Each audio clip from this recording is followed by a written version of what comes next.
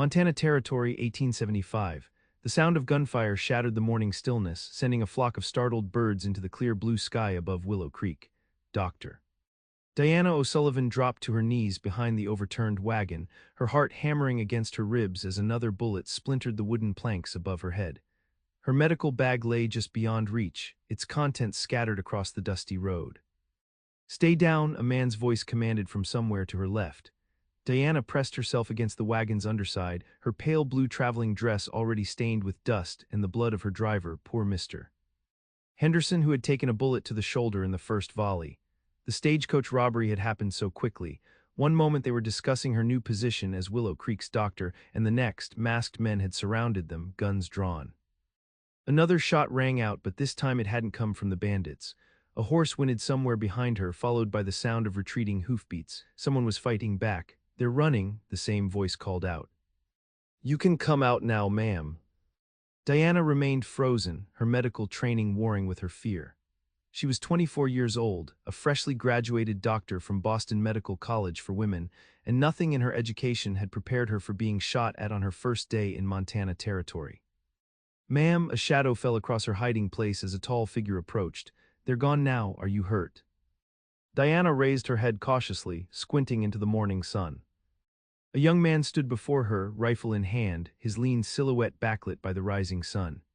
His face was partially shadowed by the brim of his worn Stetson, but she could make out a strong jawline dusted with light stubble and eyes the color of a summer storm. "I'm not hurt," she managed, her voice steadier than she felt, "but my driver needs help." The stranger nodded, extending a calloused hand. Diana hesitated only briefly before taking it, allowing him to pull her to her feet. She immediately moved to Mr. Henderson's side, grateful that her medical bag was within reach. "I'm a doctor," she explained, already examining the wounded man. "Could you help me move him to some shade?" If the stranger was surprised to hear a woman call herself a doctor, he didn't show it. Without comment, he holstered his pistol and helped her carry Henderson to a cottonwood tree nearby. "Bullet went through clean," Diana murmured, more to herself than to her silent companion. Lucky for him, she worked quickly, cleaning and bandaging the wound with practiced efficiency despite her still trembling hands. "You're new to these parts," the cowboy observed, handing her supplies from her bag as she worked. "Just arrived." "Or was trying to," Diana replied, tying off a bandage. "I'm Dr. Diana O'Sullivan. I've been appointed as Willow Creek's new physician." The man removed his hat, revealing thick, sandy brown hair that curled slightly at the nape of his neck. "Jack Donnelly," he said simply, "ranch hand at the Double Cross." Diana studied him more carefully now that immediate danger had passed. Jack Donnelly couldn't be much older than her own 24 years, but something in his steel gray eyes suggested he'd seen more than his fair share of life's hardships. Despite the trail dust on his clothes, there was a certain dignity to his bearing, shoulders squared, chin up, meeting her gaze directly. "Well, Mr. Donnelly, it seems I'm indebted to you," Diana said, wiping her bloodied hands on a clean section of her petticoat. "Those men would have taken everything if you hadn't intervened." Jack shrugged, replacing his hat. "Just happened to be riding by at the right time, ma'am, nothing more to it." But Diana sensed there was more, much more, to the young cowboy than he was letting on. "The stage won't be running again today," Jack continued, glancing at the damaged wheel. "Henderson here needs proper rest. I can take you both into town on my horse if you're willing." Diana hesitated, looking from her injured driver to the overturned stagecoach to the vast, empty landscape surrounding them. The nearest settlement was Willow Creek, still miles away according to the driver's earlier comments. "I suppose we don't have much choice," she conceded, gathering her scattered medical supplies. Jack Donnelly nodded once, then set about retrieving her luggage from the damaged coach. Diana watched him work, noting the efficiency of his movements and the occasional grimace that crossed his face when he lifted her heaviest trunk. "You're injured," she observed, medical instincts taking over. "Let me see." "It's nothing," Jack replied dismissively, but Diana was already approaching him, her green eyes narrowed with professional concern. "I'll be the judge of that, Mr. Donnelly. I didn't survive 4 years of medical school to have my first patient in Montana refuse treatment." A hint of amusement crossed his features before he relented, unbuttoning his vest to reveal a blood-stained shirt underneath. "Caught the edge of a bullet, just a graze."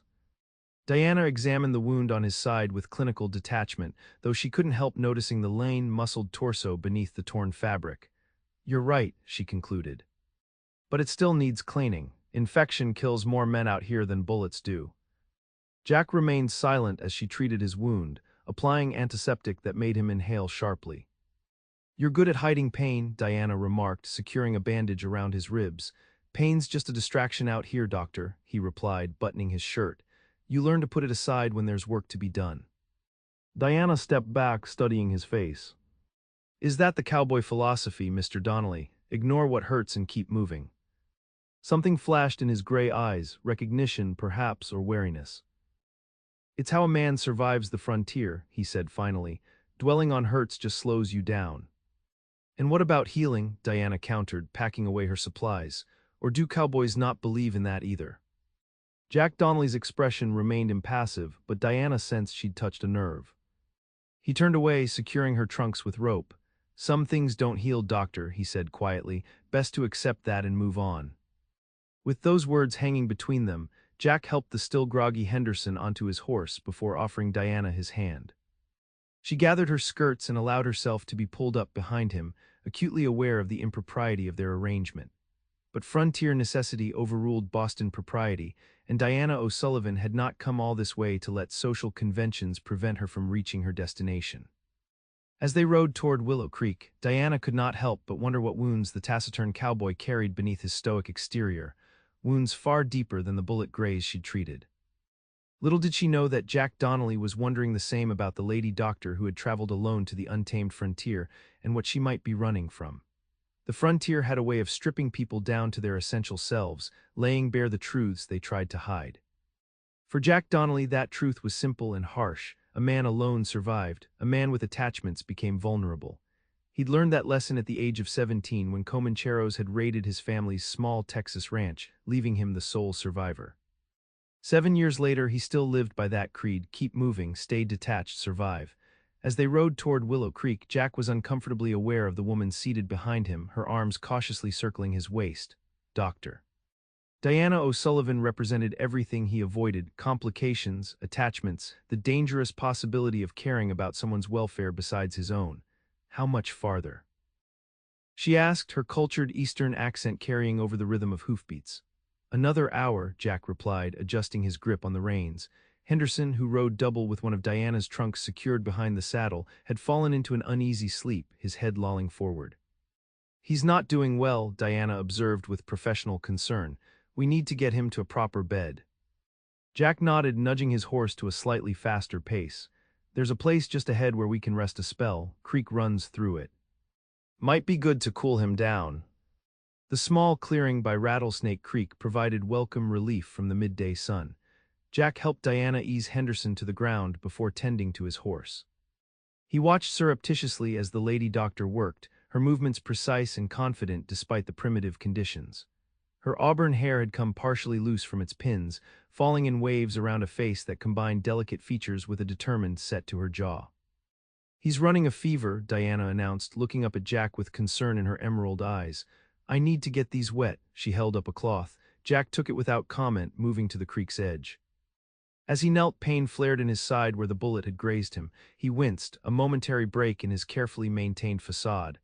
Your wound is troubling you, Diana said from behind him. Jack straightened, handing her the dampened cloth. It's fine. Diana's gaze was uncomfortably perceptive. You know, Mr. Donnelly, refusing to acknowledge pain doesn't make it disappear. It just drives it deeper. Is that medical advice, doctor? Jack asked, an edge to his voice. Observation, she replied evenly. In my experience, those who deny their wounds most vehemently are often the ones hurting most deeply. Jack felt a flicker of unease at her words. This woman saw too much, noticed too much. We should get moving soon, he said, deliberately changing the subject. Town's not far now. Diana applied the cool cloth to Henderson's forehead, her hands gentle despite their capability. Have you lived in Willow Creek long, Mr. Donnelly? 2 years, Jack replied, checking his saddle cinch.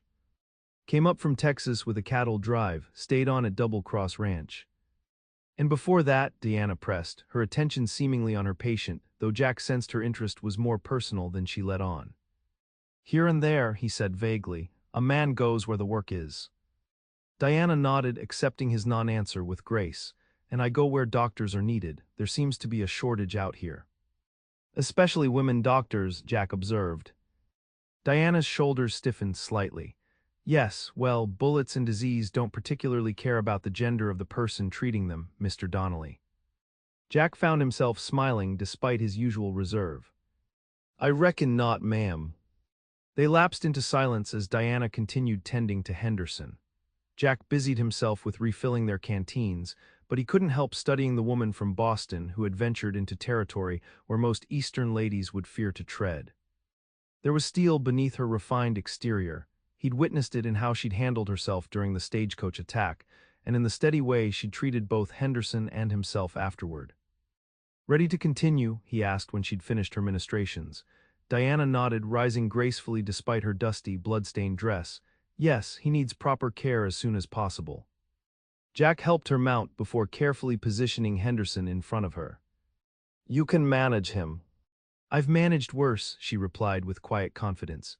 As they resumed their journey, Jack found himself wondering what worse might entail for a female doctor from Boston. Diana O'Sullivan was clearly no ordinary woman, having fought her way into a profession that actively excluded her gender. What had driven her to medicine, and more puzzling still, what had driven her to practice it in the Montana wilderness?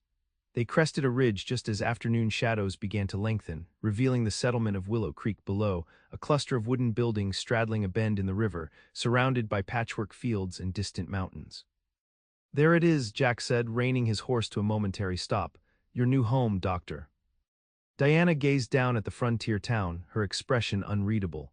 For a moment, uncertainty seemed to flicker across her features before resolving into determination. It looks, she began, searching for the diplomatic word. Small, Jack suggested. Rough, nothing like Boston, I expect. I was going to say exactly what I was looking for, Diana replied softly. Jack turned in the saddle to look at her, trying to discern if she was being sincere or merely putting on a brave face. Their eyes met, and for a brief moment, Jack glimpsed something in her gaze, a shadow, a secret that resonated with his own carefully guarded past. Well then, he said, breaking the connection as he urged his horse forward, let's get you settled. Their arrival in Willow Creek caused quite a stir. Jack guided his horse directly to the doctor's office, a modest building with an attached residence that had stood empty since old Doc Ferguson had succumbed to pneumonia the previous winter. Word of their approach spread quickly, and by the time they reached their destination, a small crowd had gathered. Mayor Thomas Walsh hurried forward, his round face creased with concern. Mr. Donnelly, what's happened? And who? He broke off, staring at Diana with evident surprise. Stagecoach was attacked about 10 miles out, Jack explained, helping Henderson down first. This here's Dr. O'Sullivan. Your new physician. The mayor's bushy eyebrows shot upward. Dr. O'Sullivan, but I was expecting. His voice trailed off as he took in Diana's decidedly feminine appearance. A man, Diana supplied, allowing Jack to help her dismount. She straightened her travel-worn dress and extended her hand with professional composure. Doctor.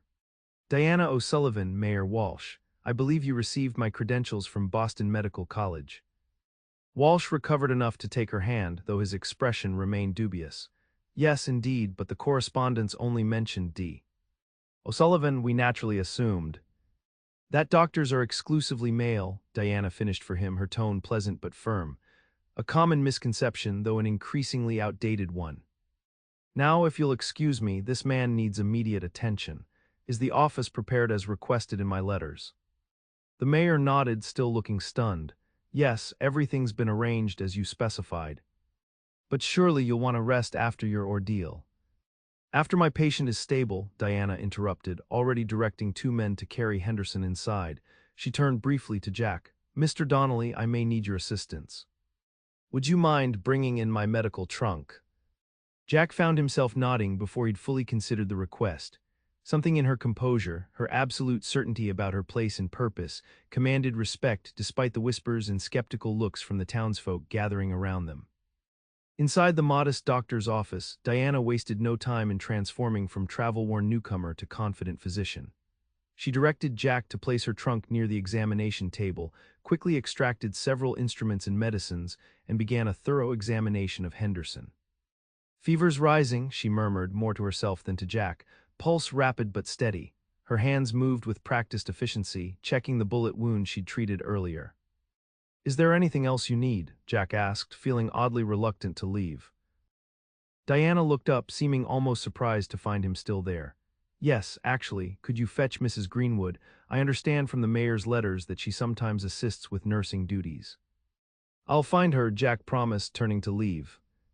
And Mr. Donnelly, Diana called after him. Jack paused at the door. Thank you for everything today. Their eyes met across the room, and Jack felt an unexpected connection. Two outsiders who understood what it meant to face the world alone. Just doing what needed doing, he replied gruffly, uncomfortable with gratitude. Good luck with your patient, doctor. As he stepped back onto the dusty main street, Jack heard the whispers already circulating. A woman doctor in Willow Creek. What was the mayor thinking? How could someone so young, and the word pretty floated from a cluster of men near the saloon, possibly handle the rough medical needs of a frontier town? Jack found himself irritated by their doubts. They hadn't seen her calm efficiency during the stagecoach attack or the clinical precision with which she'd treated Henderson's wounds. Most of all, they hadn't seen the quiet determination in her eyes, the same determination Jack recognized from his own battles to survive in a world that offered no guarantees. Finding Mrs. Greenwood took only minutes. The widow lived just behind the church and served as the town's unofficial midwife and nurse. Jack delivered Diana's request, then found himself with no clear reason to return to the doctor's office. You're bleeding, Jack, Mrs. Greenwood observed as she gathered her shawl. Right through your shirt there. Jack glanced down to see a fresh stain spreading where his wound had reopened. It's nothing, just a scratch. The older woman clucked her tongue. Well, we've finally got a doctor in town. You should let her take a look before you ride back to Double Cross. Already did, Jack replied, turning to leave. She's got enough to handle without me taking up her time. As he walked toward the livery to retrieve his horse, Jack felt the curious eyes of Willow Creek's residents following him. He was known in town but not well known, he made sure of that. He came in for supplies, occasional meals at the boarding house, or rare drinks at the saloon, but he volunteered no personal information and formed no meaningful connections. It was safer that way, simpler, so why did he find himself hesitating as he mounted his horse? Why did he feel an inexplicable urge to return to the doctor's office to ensure that Diana O'Sullivan was settling in properly? Just making sure she's all right after the attack, he justified to himself as he turned his horse back toward the doctor's office. Common decency, nothing more. But as he tied his mount outside her door, Jack Donnelly knew he was making an exception to his carefully maintained isolation, and he wasn't entirely sure why. Inside the doctor's office, Diana and Mrs. Greenwood worked efficiently to treat Henderson, who had been moved to a recovery bed in a small room adjoining the examination area. Jack lingered in the doorway, hat in hand, feeling suddenly out of place. Diana looked up, a strand of auburn hair falling across her forehead as she straightened. Mr. Donnelly, she acknowledged, surprise evident in her voice. I thought you'd be heading back to your ranch. Double Cross isn't my ranch, Jack corrected. I just work there, and I wanted to check how Henderson's doing before I left. His fever's high, but the wound is clean, Diana replied, wiping her hands on a towel. I'm cautiously optimistic. Mrs. Greenwood emerged from the recovery room, her experienced eyes taking in Jack's blood-stained shirt immediately. You should let the doctor look at that wound properly, young man. No sense riding back with it bleeding like that. Before Jack could protest, Diana was approaching him with professional concern. She's right, that dressing needs changing. She gestured to an examination chair. It won't take long. Jack hesitated, but the combined expectant gazes of both women wore down his resistance. He sat reluctantly, removing his vest while Diana gathered fresh bandages. I thought doctors took patients in order of urgency, he commented as she began unwrapping his makeshift bandage. They do, Diana agreed, examining the wound with clinical detachment. But since you're my only other patient at present, and you're bleeding on my newly swept floor, I'm making an exception. Jack almost smiled at her matter-of-fact tone. Sorry about your floor. I imagine it won't be the last bloodstain it sees, Diana replied, cleaning the wound with a gentle but firm touch. Her proximity was disconcerting. Jack couldn't remember the last time anyone had been this close to him, let alone touched him with such care. Mrs. Greenwood, Diana said, not looking up from her work, would you mind preparing some willow bark tea for Mr. Henderson? It should help with his fever. The older woman nodded knowingly. Of course, doctor. She slipped discreetly into the adjacent kitchen, leaving Jack and Diana momentarily alone. You should rest that side for at least a day, Diana advised, applying a fresh bandage. No hard riding or heavy lifting. Jack shook his head, got work to do, cattle don't tend themselves. Diana's green eyes met his directly, challenging. The cattle will survive if you take 1 day to heal properly. You, on the other hand, might develop an infection if you ignore medical advice. Been hurt worse and kept working, Jack replied stubbornly. And that's supposed to impress me, Diana countered, securing the bandage with practiced hands. The human body isn't indestructible, Mr. Donnelly, no matter what frontier mythology might suggest. Her candor was refreshing if uncomfortable. Most people in Willow Creek gave Jack a wide berth, respecting his obvious preference for solitude. Diana O'Sullivan, it seemed, had no such compunctions about challenging him directly. You're very direct for someone who's been in town less than 2 hours, Jack observed. Diana stepped back, a small smile playing at the corners of her mouth. I find that saving lives is more efficient when one speaks plainly. Besides, I suspect you're not someone who appreciates false pleasantries. Jack found himself caught off guard by her perception. No, he agreed slowly, I don't much hold with pretending. Neither do I, Diana said, turning to wash her hands in a basin. Life is too short and too precarious out here for anything but honesty. As she spoke, Jack noticed a shadow cross her features, brief but unmistakable. This woman had her own ghosts, her own reasons for seeking out the isolation of Montana territory. Thank you for the treatment, Doctor, Jack said, standing and reaching for his vest. What do I owe you? Diana waved his question away. Consider it payment for saving my life during the stagecoach robbery. Professional courtesy. Jack nodded, donning his hat. Then I'll be on my way. Double Cross is a fair ride from here. Remember what I said about resting that wound, Diana called after him as he reached the door. Jack paused, turning back with a trace of amusement. Is that an order, Dr. O'Sullivan? Strong medical advice, she replied, her expression serious despite the light in her eyes. Though I suspect you'll ignore it regardless. Probably, Jack admitted. Diana shook her head, but there was understanding rather than judgment in her gaze. Well then, I suspect I'll be seeing you again soon, Mr. Donnelly. When that wound inevitably reopens. Maybe, Jack conceded. He hesitated, feeling he should say something more but unsure what. Welcome to Willow Creek, Doctor. It's not Boston, but it has its merits. I'm counting on that, Diana replied softly. As Jack rode back to Double Cross Ranch, the image of Diana O'Sullivan's determined green eyes and confident hands stayed with him, an unfamiliar distraction from his usually focused thoughts. She was trouble, he decided, not because of any flaw in her character, but because she made him notice her, made him wonder about her story. In Jack Donnelly's carefully constructed solitary existence, curiosity about others was a dangerous indulgence he couldn't afford. Yet as the miles passed beneath his horse's hooves, Jack found himself contemplating when he might next have reason to visit Willow Creek and its new doctor. 2 weeks passed before Jack Donnelly found himself back in Willow Creek. He'd kept busy at Double Cross, working longer hours than necessary to keep his mind occupied with physical labor rather than troublesome thoughts of a certain green-eyed doctor. His wound had healed well enough despite his ignoring Diana's advice about rest, a fact he wasn't eager to admit should their paths cross again. But cross they did, on a sunny Thursday afternoon when Jack rode into town for supplies. He'd just finished loading purchases onto his packhorse when a commotion down the street caught his attention. A crowd had gathered outside the saloon, and above the general murmur rose a woman's clear, authoritative voice. Please step back and give him air. Jack recognized that voice immediately. Without conscious decision, he found himself moving toward the disturbance, leading his horses through the curious onlookers until he reached the center of the activity.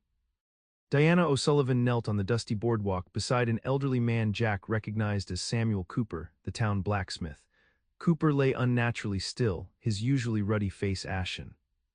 Diana was performing chest compressions with methodical precision, her sleeves rolled up and her auburn hair escaping its pins as she worked. Someone bring my medical bag from the office, she commanded without looking up, and water, clean water. Jack handed his horse's reins to a bystander and stepped forward. I'll get your bag, Doctor. Diana glanced up briefly, recognition flashing in her eyes. Thank you, Mr. Donnelly. She immediately returned her attention to her patient, continuing compressions as she spoke calmly to the unconscious man. Mr. Cooper, I need you to fight. Your heart has stopped, but we're going to restart it. Jack turned and ran toward the doctor's office, acutely aware of the life hanging in the balance behind him. He retrieved the black leather medical bag from where it sat near the examination table and sprinted back to the scene, arriving just as Cooper gave a violent gasp and began to cough.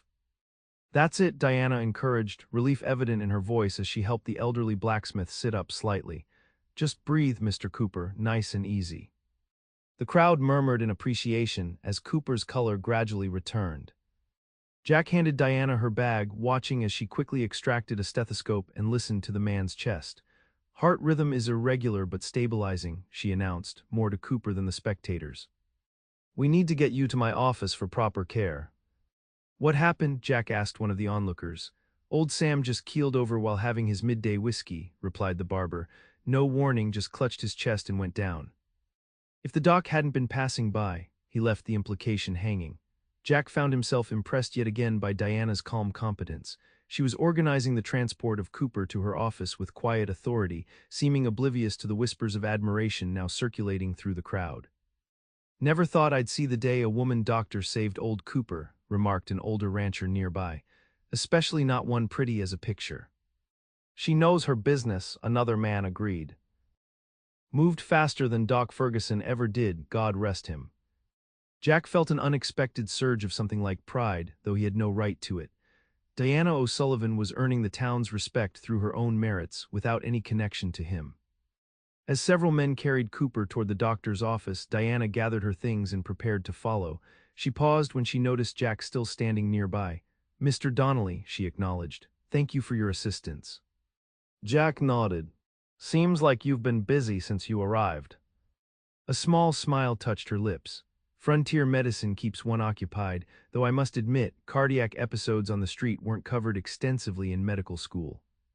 You handled it well, Jack observed. Town's talking already. Favorably, I hope, Diana replied, a hint of vulnerability showing through her professional demeanor. Very, Jack assured her. You saved Cooper's life in front of 20 witnesses. That counts for something in a place like this. Diana adjusted her slightly disheveled hair. I should return to my patient, but it's good to see you again, Mr. Donnelly. I trust your wound healed properly despite your disregard for my medical advice. Jack felt his lips twitch toward a smile. It did. Fortunate for you, Diana replied, her expression stern though her eyes held a glint of humor. Not all patients are so lucky when they ignore their doctor's orders. Before Jack could respond, Mrs. Greenwood appeared at the corner, waving urgently. Doctor, Mr. Cooper's asking for you. Diana nodded briskly. I must go. Good day, Mr. Donnelly. As she hurried away, Jack found himself watching her retreating figure longer than strictly necessary. There was something compelling about Diana O'Sullivan that went beyond her medical abilities or her obvious beauty. Perhaps it was her willingness to face challenges directly, without pretense or complaint, a quality Jack respected above most others. He turned back to his waiting horses, aware that he'd delayed his return to Double Cross without good reason. Foreman wouldn't be pleased. They were in the middle of branding season, with every hand needed from dawn to dusk. Yet as Jack mounted and guided his horses out of town, he found himself wondering when his duties might next bring him to Willow Creek, and whether a certain auburn-haired doctor might be available for conversation less interrupted than today's. Such thoughts were dangerous, Jack reminded himself sternly. Diana O'Sullivan represented complications he couldn't afford, connections that went against his carefully maintained isolation. He'd learned the hard way that attachments made a man vulnerable, gave fate a hostage to fortune. Still, as Willow Creek disappeared behind him, Jack couldn't quite banish the memory of determined green eyes and skilled hands that brought life back to a failing heart. Some impressions, it seemed, resisted even his most disciplined efforts to forget. In the weeks that followed, Dr. Diana O'Sullivan gradually established herself in Willow Creek. Her successful treatment of Samuel Cooper had won her initial acceptance, but it was her subsequent handling of a difficult childbirth, 2 broken bones, and a case of pneumonia that cemented her reputation as a physician of exceptional skill. What the townspeople didn't see were the quiet moments of doubt that plagued her in the privacy of her small attached living quarters. Each night, Diana would open the worn journal she kept hidden beneath her mattress, adding a brief entry before sleep claimed her. June 18, 1875, Cooper continues to improve, prescribed digitalis and strict rest. Mrs. Harmon's baby turned safely during delivery, though it was touch and go for a while. I keep expecting someone to recognize my name and expose my past, but so far I remain simply the woman doctor, a novelty, but an increasingly accepted one. Diana closed the journal and secured it in its hiding place, exhaling slowly as she did so. She'd traveled over 2,000 miles to escape the shadow of the O'Sullivan scandal, and sometimes she still woke in the night, certain she could hear the whispers that had followed her through Boston's medical community. A knock at her door startled her from her thoughts. Diana glanced at the clock, nearly 10 in the evening, well past the hour for social calls.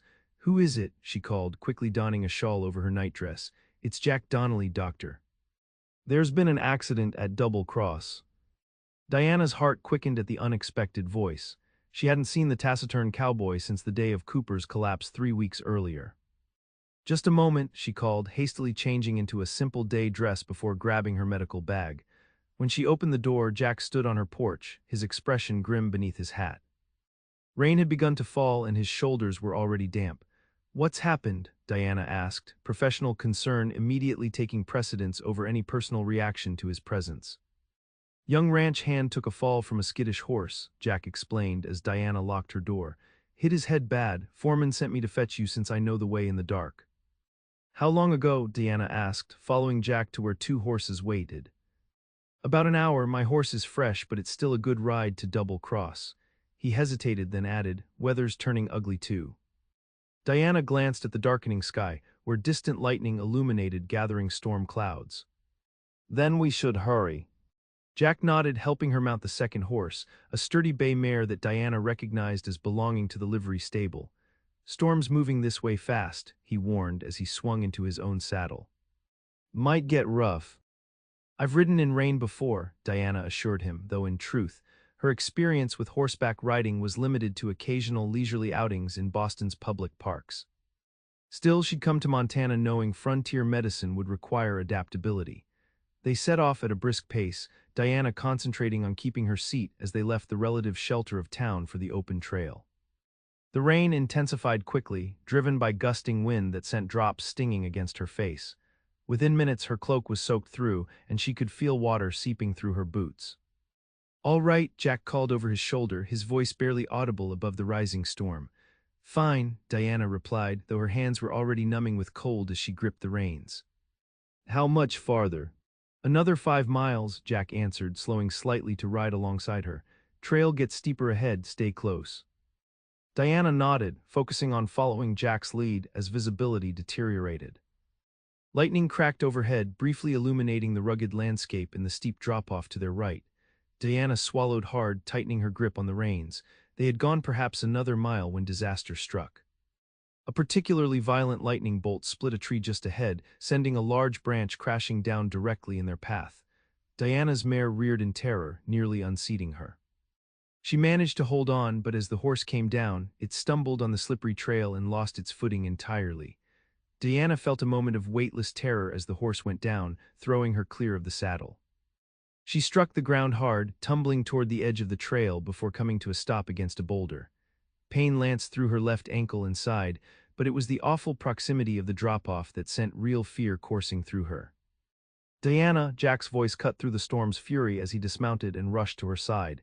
It was the first time he'd used her given name.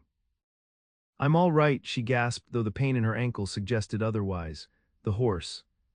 "Already up," Jack assured her, his strong hands helping her sit. "Are you hurt?" Diana assessed herself quickly, relieved to find no signs of serious injury despite the pain. "Just bruised, I think, and my ankle twisted, not broken." Relief flashed across Jack's face, visible even in the storm's gloom. "Can you ride?" Diana nodded, accepting his assistance as she struggled to her feet. She gasped as weight bore down on her injured ankle, instinctively clutching Jack's arm for support. "Lean on me," he instructed, his arm going around her waist with careful strength. The proximity was startling. Diana couldn't remember the last time she had been held so securely by a man. Even through the cold and wet, she was acutely aware of Jack's solid presence, the unexpected gentleness of his support. "My medical bag," she remembered suddenly. "Got it," Jack assured her, guiding her toward his horse. "But we need to find shelter. That storm's getting worse and you're shivering." Diana hadn't even noticed the violent trembling that had overtaken her body. But your ranch hand. Travis has the foreman and others looking after him, Jack said firmly. You won't help him by catching pneumonia yourself. There's a line shack about a half-mile from here. We'll wait out the worst of it there. Diana wanted to protest, to insist they continue, but another flash of lightning followed by an immediate crash of thunder made the decision for them. Jack's horse skittered nervously, and Diana's mare was clearly spooked beyond reliable service. All right, she conceded through chattering teeth. The shack. Jack helped her onto his horse, then mounted behind her, one arm securing her while the other held the reins. Diana's mare followed reluctantly, led by a length of rope. The shared body heat was immediate and necessary. Diana realized with alarm that her extremities had gone frighteningly numb. Stay with me, doctor, Jack murmured, his breath warm against her ear as they set off at a careful walk. Just a little further. Diana focused on remaining conscious, aware that the cold and shock were affecting her more severely than she'd initially realized. Jack's solid presence behind her became her anchor as the world narrowed to the rhythm of the horse beneath them and the steady beat of rain against her face. The line shack appeared as a dark shadow against the stormy landscape, a simple one-room structure built for cowboys working the far reaches of ranch territory. Jack dismounted quickly, helping Diana down before securing both horses beneath a crude lean-to attached to one side of the building. Inside, the shack was Spartan but dry, a single room with a small cast-iron stove, a rough-hewn table, 2 chairs, and a narrow cot against one wall. Jack immediately set about lighting a lamp and starting a fire in the stove while Diana sank gratefully onto one of the chairs, shivering uncontrollably. You need to get out of those wet clothes, Jack said matter-of-factly as the first flames flickered to life in the stove. There should be some spare clothes in that trunk. Ranch hands keep extras here. Diana nodded, too cold to feel proper embarrassment at the suggestion. Turn your back, please. Jack did so without comment, busying himself with building up the fire while Diana painfully peeled off her sodden dress, petticoat, and undergarments. The trunk yielded a flannel shirt and woolen trousers that would have been comically large on her frame under normal circumstances, but now represented blessed warmth. Decent, she managed through chattering teeth once she'd changed. Jack turned, relief visible on his face when he saw her improved color. There's coffee in that cupboard, he said, removing his own soaked coat and hat. And I should look at that ankle.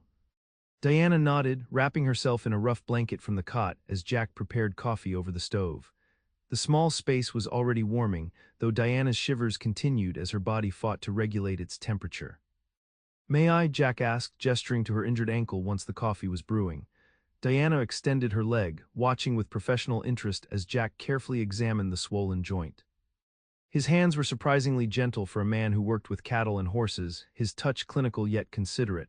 Not broken, he confirmed, but a bad sprain. You'll need to stay off it for at least a few days. Diana sighed. Not practical for the only doctor in town. Jack glanced up, a hint of amusement in his gray eyes. Even doctors need healing time. Physicians make the worst patients, Diana quoted ruefully. Or so my professors always said. Jack stood to pour the coffee, handing her a tin mug of the steaming liquid. Drink this, it'll warm you from inside. Diana accepted gratefully, wrapping her cold fingers around the mug and inhaling the strong aroma. Thank you. Jack settled into the other chair, still in his damp shirt though he'd removed his vest and outer layers. The flickering lamplight carved shadows across his features, highlighting the strong line of his jaw and the unusual gentleness in his expression as he watched her take a sip of the scalding liquid. Better? He asked. Diana nodded, feeling warmth begin to spread through her core. Much, though I'm worried about your injured ranch hand. Travis is tough, Jack assured her, and the foreman knows basic first aid. He'll keep him stable until we can get there. Outside, the storm continued its assault, rain lashing against the small window and wind howling around the eaves of the shack. Diana found the wild sound oddly comforting now that they were sheltered, though she remained concerned about her patient. How did you come to be a ranch hand, Mr. Donnelly? She asked, seeking conversation to distract from her worries. Jack took a slow sip of his coffee before answering. Grew up on a small ranch in Texas. Seemed natural to work with cattle. But you don't own land now? Diana pressed gently. A shadow crossed Jack's features. No, better this way, no ties, no responsibilities beyond the job. That sounds rather lonely, Diana observed before she could stop herself. Jack's expression closed slightly. Simpler, not lonely, a man on his own answers to no one risks nothing. Risks nothing, gains nothing, Diana countered softly. Jack studied her over the rim of his mug. What about you, doctor? What brought you all the way from Boston to Willow Creek? Surely there were more comfortable positions for a woman physician in the East.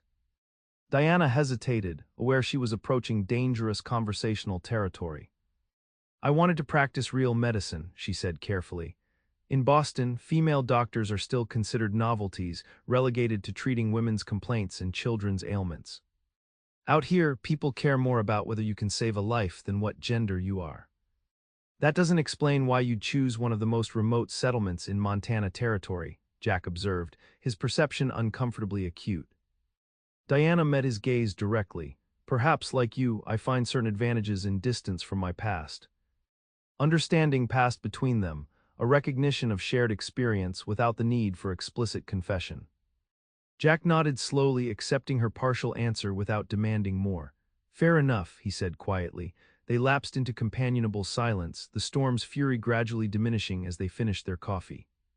Diana found herself studying Jack surreptitiously, noting the way firelight played across his features and highlighted the sandy brown hair that curled slightly at his collar. There was an appealing strength about him, not just physical but in his self-containment and quiet competence. You should rest, Jack suggested, breaking into her thoughts. Take the cot. I'll keep watch. What about you? Diana asked, suddenly aware of how exhausted she felt now that warmth had returned to her limbs. I'll be fine in the chair, Jack assured her. Used to sleeping rough. Diana wanted to protest, but knew he was right. She needed rest if she was to be of any use to the injured ranch hand when they reached Double Cross. With Jack's assistance, she limped to the narrow cot and settled herself as comfortably as possible, her sprained ankle elevated on a folded blanket.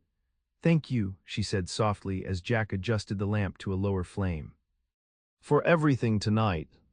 Jack paused, something unreadable flickering in his eyes as he looked down at her.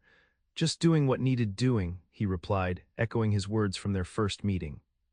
As Diana drifted toward sleep, lulled by the diminishing storm and the comfortable warmth of the shack, she found herself wondering about the mysteries that lay behind Jack Donnelly's guarded expression. What had happened in Texas to make him renounce all attachments? What wounds had he suffered that led him to believe isolation was preferable to connection? Her last conscious thought before sleep claimed her was that Jack Donnelly's determination to remain unattached was being tested by circumstance, and perhaps by her own unexpected presence in his carefully ordered life. Dawn broke clear and golden after the storm, sunlight streaming through the shack's small window to wake Diana from a surprisingly restful sleep. She blinked, momentarily disoriented by her surroundings, until memory of the previous night's events returned. Jack was already awake, standing by the stove where coffee once again brewed. He turned at her movement, his expression softening slightly when he met her gaze. Morning, he greeted her. How's the ankle? Diana cautiously flexed her foot, wincing at the immediate pain.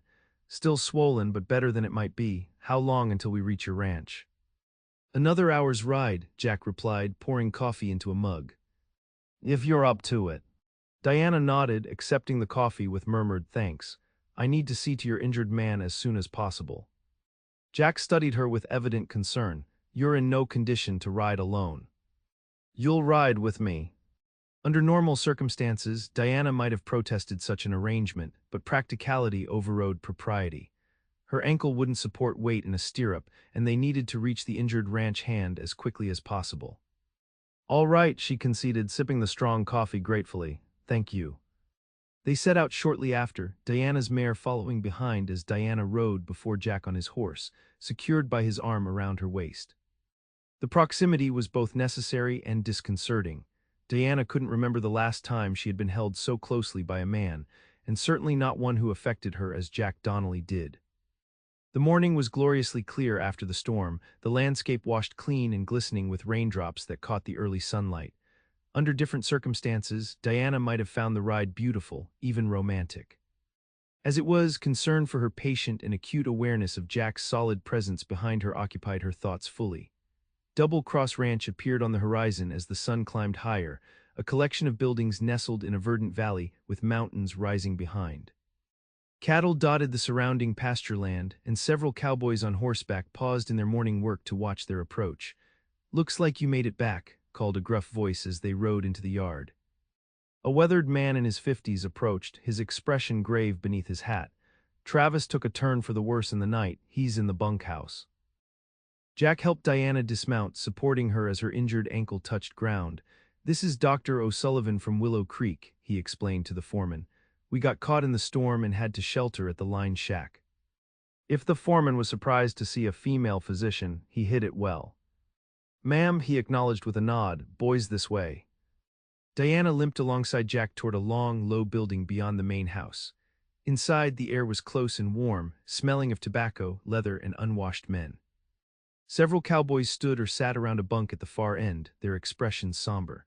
They parted as Diana approached, revealing a young man no more than 19 or 20 lying unconscious on a narrow bed. His face was deathly pale except for a livid bruise that extended from his right temple into his hairline. Dried blood matted his dark hair. "Has he regained consciousness at all?" Diana asked, already opening her medical bag as she eased herself onto the edge of the bunk. "Came to for a few minutes around midnight," the foreman replied.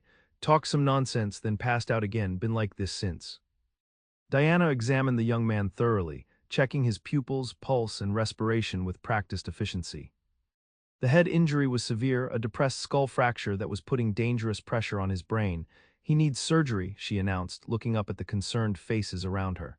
"Immediately." A murmur went through the gathered men. The foreman frowned deeply. "Surgery out here." "There's no time to get him to a larger settlement," Diana explained, her voice steady despite the gravity of the situation. "The pressure on his brain will kill him if it's not relieved soon." "What do you need, doctor?" Jack asked without hesitation.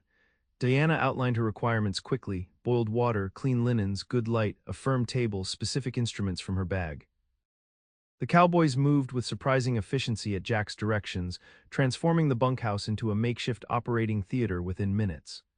"I'll need an assistant," Diana said as they carefully transferred the unconscious young man to a table that had been thoroughly scrubbed and covered with clean sheets. "Someone with steady hands who won't faint at the sight of blood." "I'll assist," Jack volunteered immediately. At Diana's questioning look, he added, "Helped the cavalry surgeon during the war." "Seen worse than this." Diana nodded, relief and surprise mingling as she directed Jack to wash his hands thoroughly with soap and hot water. As she prepared her instruments, she observed the quiet authority with which Jack organized the space and calmed the anxious cowboys. Here was yet another facet of the complex man she was coming to know, capable not just of solitary competence but of leadership when circumstances required it. The surgery itself was harrowing, a delicate procedure performed under primitive conditions, with only Diana's skilled hands and determined concentration standing between the young cowboy and death. Jack proved an excellent assistant, anticipating her needs and maintaining a steady presence throughout the grueling 2 hours required to elevate the depressed bone fragment and relieve the pressure on Travis's brain. When it was finally complete, Diana sat heavily on a nearby chair, exhaustion washing over her as the last suture was tied. Her ankle throbbed mercilessly, and her hands trembled slightly now that the intense focus of surgery had passed. "Will he live?" the foreman asked quietly from where he'd maintained a vigil near the door.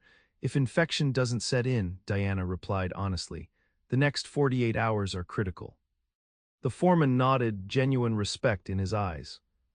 "Thank you, doctor. Whatever your fee, Double Cross will pay it." Diana managed a tired smile. "We can discuss that later. For now, I need to stay and monitor him. Is there somewhere I might rest when I'm not needed here?" "The main house has a guest room," the foreman said. "Mrs. Patterson, our cook, will show you there when you're ready."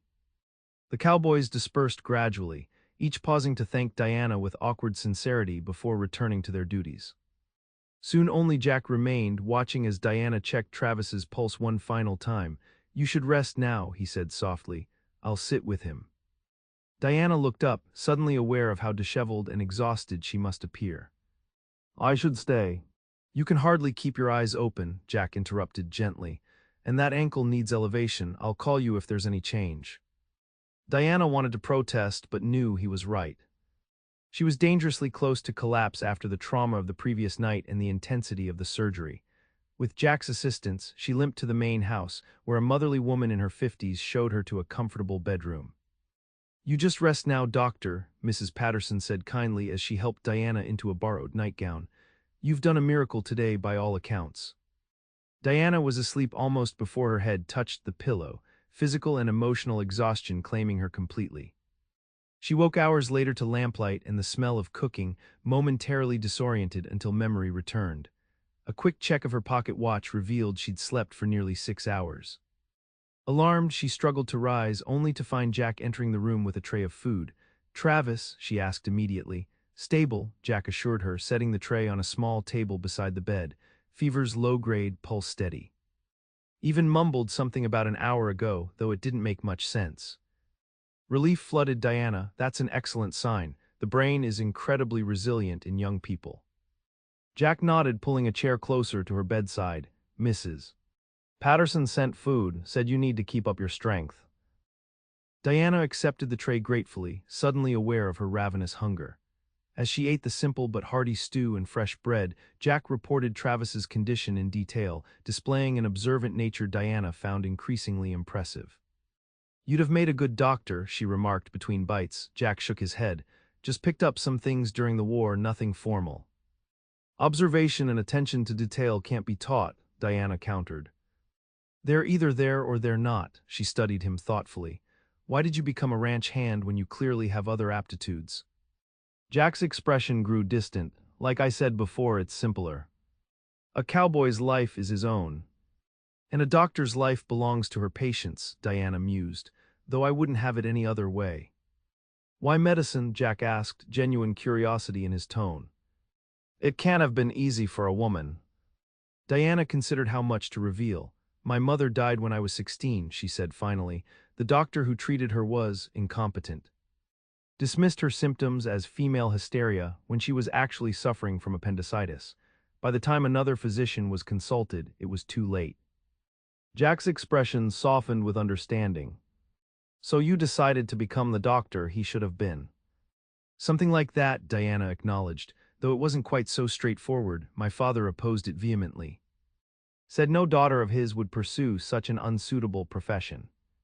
"But you did it anyway," Jack observed, something like admiration in his voice. Diana nodded. "I did. Though the cost was," she trailed off, unwilling to elaborate on the complete estrangement from her father that had resulted from her choice. "Family can be the deepest wound," Jack said quietly, surprising her with his perception. Their eyes met in shared understanding, another moment of connection that required no explicit confession of pain.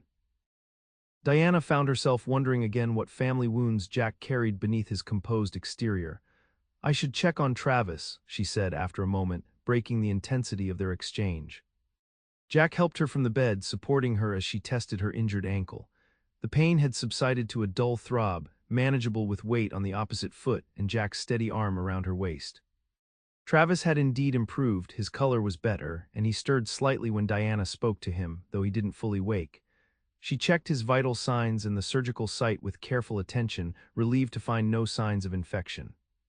"He's doing remarkably well," she confirmed to Jack and the foreman who had joined them. "If this continues, he should regain consciousness properly by morning." The news spread quickly through the bunkhouse, where several cowboys had gathered anxiously. Their obvious relief and gratitude touched Diana deeply. These rough men had formed a family of sorts, bound by shared work and mutual dependence in a harsh land. As she watched Jack interact with them, she realized he stood slightly apart despite his evident concern for Travis. The other men respected him, clearly valued his skills and judgment, but there was a distance he maintained, invisible but unmistakable. It was late when Diana finally returned to the guest room, Jack once again supporting her as she limped across the yard. Stars blazed overhead in the crystal-clear sky, the storm's passage leaving an unusually pristine night. "Beautiful," Diana murmured, pausing to look up at the vast expanse of stars. "We never see them like this in Boston." Jack followed her gaze upward. "One of the few things I miss when I'm in town. Out here on night watch, sometimes it feels like you could reach up and touch them." There was an unexpected poetry in his observation that touched Diana. "Have you always loved the stars, Mr. Donnelly?" Jack was quiet for a moment. "My father taught me the constellations when I was a boy," he said finally. "Used to say a man could never truly be lost as long as he could see the stars." It was the first truly personal detail Jack had shared about his past, and Diana recognized the significance of the small confidence. Your father sounds like a wise man. He was, Jack replied simply, the past tense telling its own story. They continued toward the house in companionable silence, the weight of shared confidences and mutual respect deepening between them. At the door to the guest room, Jack paused, his hand still supporting her elbow. Thank you, he said quietly, for what you did for Travis today. Diana looked up at him, struck by the genuine emotion in his usually guarded expression. I was only doing my job. No, Jack disagreed. You went well beyond duty. Not many doctors would have attempted that surgery under these conditions. Diana smiled slightly. Perhaps I'm not like many doctors. No, Jack agreed, his voice dropping to a near whisper. You're not. For a breathless moment, Diana thought he might lower his head to hers. His expression had softened, and something like yearning flickered in his storm-gray eyes. But then he stepped back, releasing her arm with gentle care. Rest well, Dr. O'Sullivan, he said formally. I'll check on Travis through the night. Thank you, mister. Donnelly, Diana replied, matching his return to propriety despite the flutter of disappointment in her chest. As she prepared for bed, Diana found herself reflecting on the events that had brought her to this moment. A Boston-educated female physician treating cowboys in Montana territory, forming an unexpected connection with a man as guarded and complex as Jack Donnelly. It was dangerous territory, she knew. Her purpose in coming to Willow Creek had been to establish herself professionally, to escape the whispers that had followed her in Boston, to build a new life far from old scandals. Developing feelings for the enigmatic cowboy had never been part of her plan. Yet as she drifted toward sleep, Diana couldn't deny that something had shifted between them during this unexpected interlude at Double Cross Ranch, something neither of them had anticipated, and perhaps neither was prepared to acknowledge. Travis's recovery progressed remarkably well over the next 2 days. By morning after the surgery, he had regained consciousness, disoriented but lucid. By the second day, he was sitting up, taking broth, and thanking Diana with shy gratitude for saving his life. Don't rightly know what to call you, ma'am, he admitted, his young face earnest beneath the bandages. Never met a lady doctor before. Diana smiled as she checked his pupils. Dr. O'Sullivan will do just fine, Mr. Travis. Though I've been calling you Travis for days now, so perhaps we can dispense with formalities. The young cowboy grinned. Yes, ma'am, I mean doctor. Jack had maintained a constant presence throughout Travis's recovery, dividing his time between his regular duties and checking on the patient. Diana noticed how the other ranch hands deferred to him despite his relative youth, seeking his opinion on matters beyond cattle and horses. On the afternoon of the third day, Diana pronounced Travis well enough for her to return to Willow Creek, though she left strict instructions for his continued care. I'll need to check on him in a week, she told the foreman as she prepared to depart. Sooner if he shows any signs of confusion, severe headache, or fever. I'll send someone for you immediately if there's trouble, the foreman promised. And doctor, the ranch won't forget what you did. Diana's borrowed horse was ready at the hitching post, her medical bag secured behind the saddle. Her ankle, while still tender, had improved enough for her to ride alone, though Jack had insisted on accompanying her back to town. No arguments, he'd said when she'd protested that she didn't need an escort. That trail can be tricky even without a sprained ankle. They set out in the golden light of late afternoon, riding at an easy pace that accommodated Diana's still healing injury. The landscape stretched around them in rolling hills dotted with cattle, the mountains rising majestically in the distance. It's beautiful country, Diana observed, breathing deeply of the clean, pine-scented air. So different from Boston. Jack nodded, his expression softening as he surveyed the land. Gets in your blood after a while, the space, the freedom of it. Is that why you stay? The freedom, Diana asked, curious about what kept him rooted to this particular place when he seemed determined to avoid deeper connections. Jack considered her question thoughtfully. Partly, he admitted. And partly because out here, a man can leave his past behind, start fresh. Diana understood that sentiment all too well. Yes, she agreed softly, that's a powerful attraction. They rode in companionable silence for a time, the rhythm of the horses' hooves a soothing counterpoint to the wild beauty surrounding them. Diana found herself studying Jack's profile against the landscape, the strong line of his jaw, the quiet competence in his bearing, the occasional softening around his eyes when he glanced her way. You've done well at Willow Creek, Jack observed eventually. Town's talking about how you saved Cooper and delivered the Wilkinson twins last week. Diana smiled, pleased by the recognition of her work. People are more accepting than I expected, though Mrs. Greenwood tells me there are still some who mutter about the impropriety of a female physician treating male patients. Jack snorted dismissively. Same folks would be first in line if they needed saving themselves. He glanced at her, unexpected warmth in his gaze. You belong here, Diana, more than you might realize. The use of her given name sent a small thrill through her, though she tried to maintain her composure. Thank you, Jack, she replied, deliberately returning the informality. That means a great deal coming from you. His eyes widened slightly at her use of his name, but a small smile played at the corners of his mouth. Something had shifted between them during their time at Double Cross, a formality abandoned, a distance narrowed. They were perhaps halfway to town when Jack suddenly reined his horse to a stop, his posture alert as he scanned the rocky ridge to their left. Diana followed his gaze, seeing nothing unusual in the tumble of boulders and scrub pine. What is it? She asked, instinctively lowering her voice. Jack's hand moved to the rifle in his saddle holster. Not sure, he replied quietly. Thought I saw movement up there. Diana tensed, remembering all too vividly the stagecoach attack that had marked her arrival in Montana. Bandits. Could be nothing, Jack said, though his continued vigilance suggested otherwise, but stay close. They proceeded more cautiously, Jack positioning himself slightly ahead and to Diana's left, providing himself as a shield between her and the ridge. Diana found herself touched by his protective instinct even as she worried about what might lurk among the rocks above. The attack, when it came, was swift and unexpected. A rifle shot cracked from the opposite direction, not from the ridge Jack had been watching, but from a cluster of trees to their right. Jack's horse reared as dirt exploded near its hooves, and Diana struggled to control her own mount as it shied in panic. Ride, Jack shouted, drawing his pistol as he wheeled his horse around. Head for that stand of trees. Diana hesitated, reluctant to leave him facing danger alone. Go, Jack insisted, firing toward the source of the shot. No. Diana urged her horse toward the indicated trees, heart pounding as another shot rang out behind her. She glanced back to see Jack following, his face grim as he provided covering fire. Relief surged through her when they both reached the relative safety of the pines, dismounting quickly to take shelter behind the thickest trunks.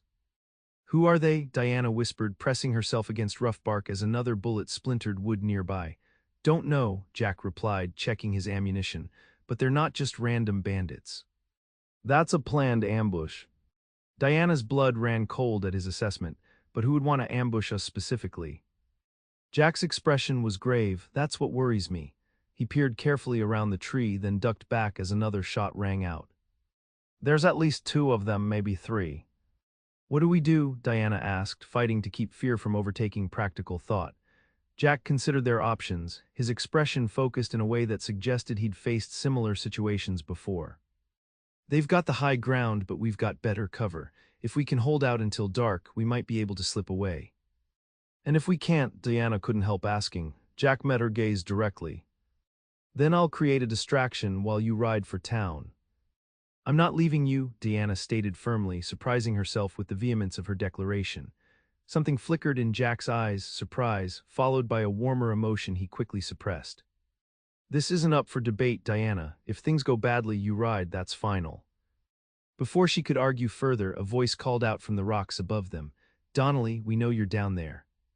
Jack tensed, recognition dawning in his expression. Who is that? Diana whispered. Eli Hardin, Jack replied grimly. Used to ride with a gang that operated along the Wyoming border. I had a run-in with them 2 years ago. What kind of run-in? Diana pressed. Jack's jaw tightened. They were rustling double-cross cattle. I tracked them, recovered the herd, and made sure 3 of their gang faced a judge in Cheyenne. And this Hardin was one of them, Diana guessed. Jack nodded. He escaped during transport. Must have been tracking me, waiting for a chance. Donnelly, the voice called again. Send out the woman and we might let you live. Jack's expression hardened into cold determination. Not happening, Hardin, he shouted back. You want me? Come and get me. Another shot splintered the tree above Diana's head, making her duck instinctively. Jack moved closer to her, his body partially shielding hers as he assessed their increasingly precarious situation. They're trying to flank us, he murmured, noting movement among the rocks to their left. We need to move deeper into these trees. Together they retreated further into the pine grove, leading their nervous horses as quietly as possible. The denser foliage provided better cover but limited their visibility, a double-edged sword that Jack clearly understood as he positioned Diana in a small hollow beneath a fallen log. "Stay here," he instructed in a whisper. "I'm going to work around behind them if I can." "That's too dangerous," Diana protested. "There's at least 3 of them." Jack checked his pistol methodically. "I've faced worse odds." Something in his calm certainty made Diana reach for his arm. "Jack, please, there must be another way." He paused, his gaze softening as it met hers. "Diana, I need you to trust me. I won't let them hurt you." The intensity in his gray eyes took her breath away. In that moment, Diana realized with crystal clarity that her feelings for Jack Donnelly had progressed far beyond professional respect or casual friendship. The thought of him facing multiple armed men filled her with a terror that had nothing to do with her own safety. "I do trust you," she whispered, "but I can't bear the thought of you being hurt because of me." Jack's hand came up to lightly touch her cheek, a gesture so unexpected and tender that Diana felt tears spring to her eyes. "These men are from my past, not yours," he said softly. "And I learned long ago that running doesn't solve anything. Some fights you have to face." Before Diana could respond, gunfire erupted from the direction of the road, but it wasn't directed at them. Confused shouts followed, then the unmistakable sound of retreating hoofbeats. "What's happening?" Diana asked, straining to see through the trees. Jack cautiously moved to a better vantage point, rifle ready. After a tense moment, he lowered the weapon, visible relief crossing his features. "It's a double-cross patrol," he explained. "Ranch hands riding the boundaries. Hardin and his men are pulling back."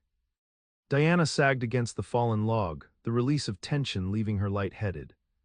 "Thank God." Jack returned to her side, offering his hand to help her up. "Are you all right?" Diana nodded, though she was still trembling slightly from the aftermath of fear and adrenaline. "Yes." "Thanks to you." Jack squeezed her hand gently before releasing it. "Thanks to luck and good timing," he corrected. "Come on, we should join the patrol before Hardin decides to circle back." They emerged from the trees to find 3 cowboys from Double Cross, scanning the ridge where Hardin and his men had been positioned. The men greeted Jack with evident relief. "Thought we heard trouble," one explained. "Foreman sent us to escort the doctor back to town since there have been reports of Hardin's gang in the area." "Your timing couldn't have been better," Jack acknowledged. "They had us pinned down." The ride to Willow Creek continued under the protection of the patrol, the additional armed men apparently sufficient deterrent to prevent Hardin from making another attempt. Diana rode close to Jack, acutely aware of how differently the afternoon might have ended without the timely arrival of the double-cross cowboys. As they approached town, the ranch hands prepared to turn back, their duty fulfilled. Diana thanked them sincerely for their protection, receiving awkward nods and hat touches in return. Jack, however, continued alongside her. "You don't need to come all the way into town," Diana said as the patrol departed. "I'm sure you're needed back at the ranch." Jack shook his head. "After what just happened, I'm seeing you safely home, Diana. Besides, I need to report the incident to the sheriff." Diana couldn't deny the relief she felt at his continued presence. The encounter with Hardin had shaken her more than she wanted to admit, bringing home the dangers of frontier life in a way her previous experiences had not. Twilight was settling over Willow Creek as they rode down the main street.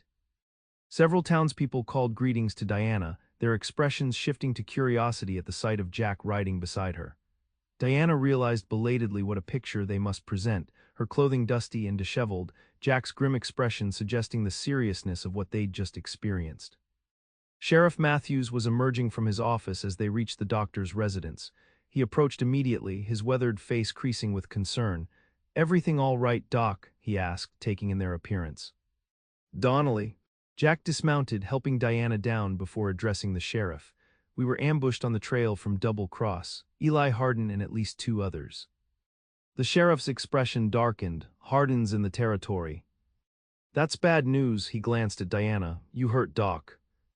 Diana shook her head. "No, thanks to Mr. Donnelly and a timely patrol from the ranch." "Come inside, both of you," Matthews said, gesturing toward the sheriff's office. "I need details if I'm going after these men." The next hour was spent providing full descriptions and accounts of the ambush. Diana watched as Jack and Sheriff Matthews discussed tracking strategies and potential hideouts with the easy shorthand of men who shared a common understanding of frontier justice. It struck her that there was much more to Jack's background than he had revealed. He spoke with the knowledge of someone who had tracked men professionally, not merely as an occasional ranch duty. When they finally emerged from the sheriff's office, night had fallen completely. The main street was quiet, most businesses closed except for the saloon, from which piano music and occasional laughter drifted. "I'll see you home," Jack said simply, falling into step beside Diana. They walked in companionable silence, both processing the day's events and their implications. At Diana's door, Jack paused, his expression serious in the lantern light she had left burning on her porch. "Sheriff Matthews will organize a posse tomorrow," he said. "But until Hardin is caught, you should be careful. Don't ride out alone, keep your doors locked." Diana nodded, understanding the genuine concern behind his warnings. "Will you be joining the posse?" "Yes," Jack confirmed. "I know Hardin's methods better than most. I can help track him." Diana felt a flutter of anxiety at the thought of Jack pursuing the dangerous outlaw. "Please be careful," she said softly. "Hardin seems to have a particular grudge against you." Jack's expression softened slightly. "I'll be careful," he promised, "but I can't let him threaten the safety of," he hesitated, then continued, "of Willow Creek." Diana wondered if he'd been about to say something else, something more personal. "No, of course not," she agreed. "The town is fortunate to have men like you protecting it." An awkward silence fell between them, filled with things unsaid. Diana found herself unwilling to end their time together, despite the propriety that dictated she should bid him good night and enter her home alone. "Would you like to come in for coffee?" she offered impulsively. "It's the least I can offer after everything today." Jack hesitated, and for a moment Diana thought he would decline, but then he nodded, his expression warming slightly. Coffee would be welcome. "Thank you." Inside, Diana busied herself with lighting lamps and stoking the small stove while Jack removed his hat and looked around her modest living quarters with interest. The front room served as both parlor and consulting area for patients who didn't require the more formal examining room of her adjacent office. Diana had made the space as comfortable as possible, with a few treasured items brought from Boston books, a comfortable armchair, a small landscape painting of the Massachusetts coastline. "Nice place," Jack commented, examining her medical books with evident interest. "More homey than I expected." Diana smiled as she measured coffee into the pot. "Did you think doctors live in austere surroundings, surrounded only by medical texts and specimen jars?" Jack's lips quirked into a rare smile. "Something like that. Doc Ferguson's place was downright Spartan." "I believe in creating a healing environment," Diana explained. "Patients respond better when they don't feel they're in some cold, institutional setting." "Smart," Jack observed, moving to examine the painting. "Is this where you're from?" Diana nodded, a wave of unexpected homesickness washing over her. "Just north of Boston. My father's house overlooked that very bay." "You miss it," Jack said, not a question but a perceptive observation. Diana considered her answer as she set the coffee to boil. "I miss certain aspects," she admitted. "The ocean particularly, some cultural amenities, but I don't regret coming here." Jack turned from the painting to study her, his gray eyes thoughtful. "Even after being caught in a stagecoach robbery and an outlaw ambush within your first month." Diana laughed softly, the sound releasing some of the tension she'd carried since the encounter with Hardin. "Even then, I came west seeking purpose and independence. Those things are worth a few challenges along the way." "You're a remarkable woman, Diana O'Sullivan," Jack said quietly, the sincerity in his voice making her cheeks warm. "I'm just doing what I was trained to do," she demurred, pouring the coffee into 2 cups and offering one to Jack. "No different from you or Sheriff Matthews following your own callings." Jack accepted the cup, his fingers briefly touching hers in the exchange. "There's a difference between doing a job and having a calling," he observed. "Not everyone can tell them apart." They settled into chairs near the stove, the small space creating an intimacy that felt both comfortable and charged with unspoken awareness.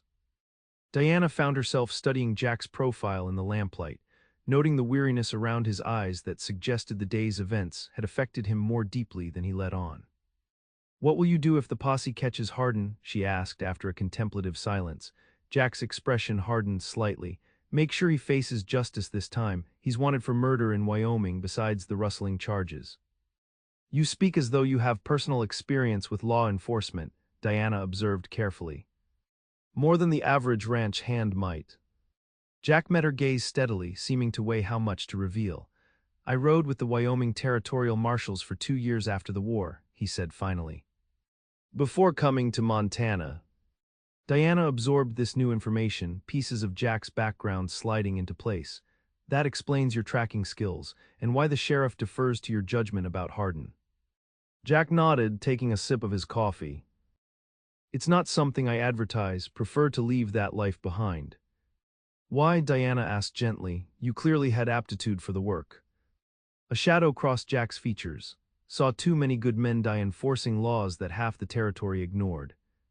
Started to feel like swimming against a current that just kept getting stronger. He paused, his gaze distant.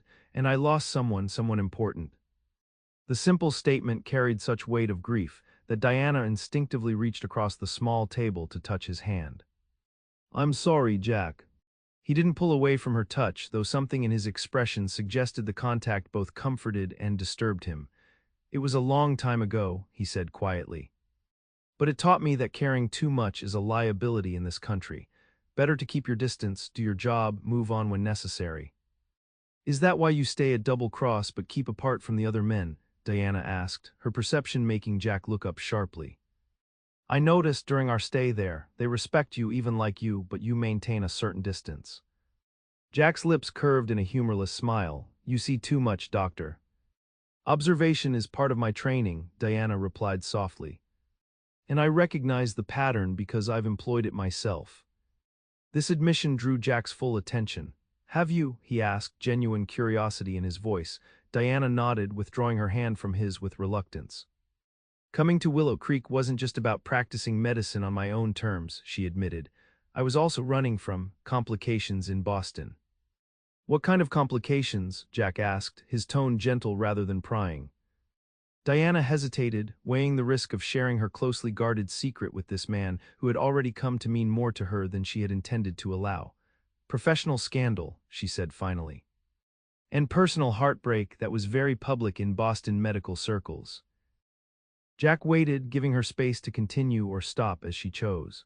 His patience and evident respect for her privacy strengthened Diana's resolve to trust him with the truth she had traveled 2,000 miles to escape. I was engaged to another doctor, she explained, her voice steady despite the painful memories.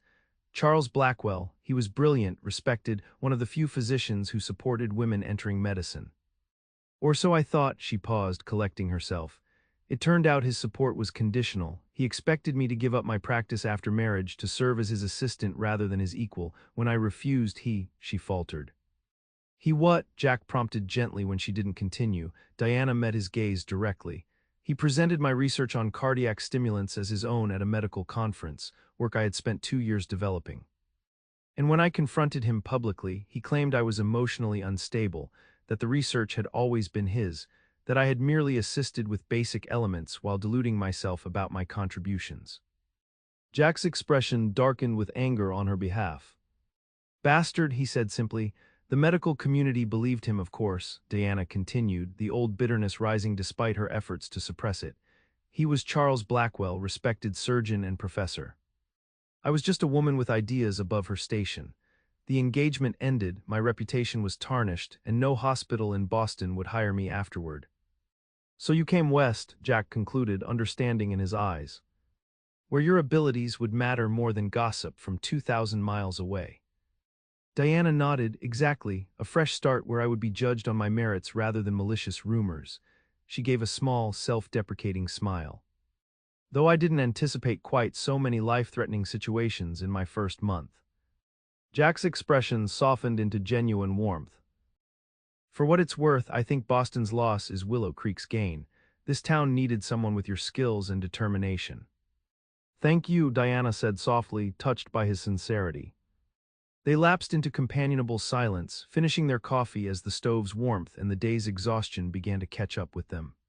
Diana found herself reluctant to end the evening, aware that Jack would be riding with the posse the next day, potentially facing danger in his pursuit of Hardin. It's late, Jack observed eventually, setting down his empty cup. I should let you rest. Diana nodded, though a part of her wished he could stay longer. wished, in fact, for things she had no right to wish for with a man she had known for such a short time. Yes, you have an early start tomorrow, she agreed, rising to walk him to the door.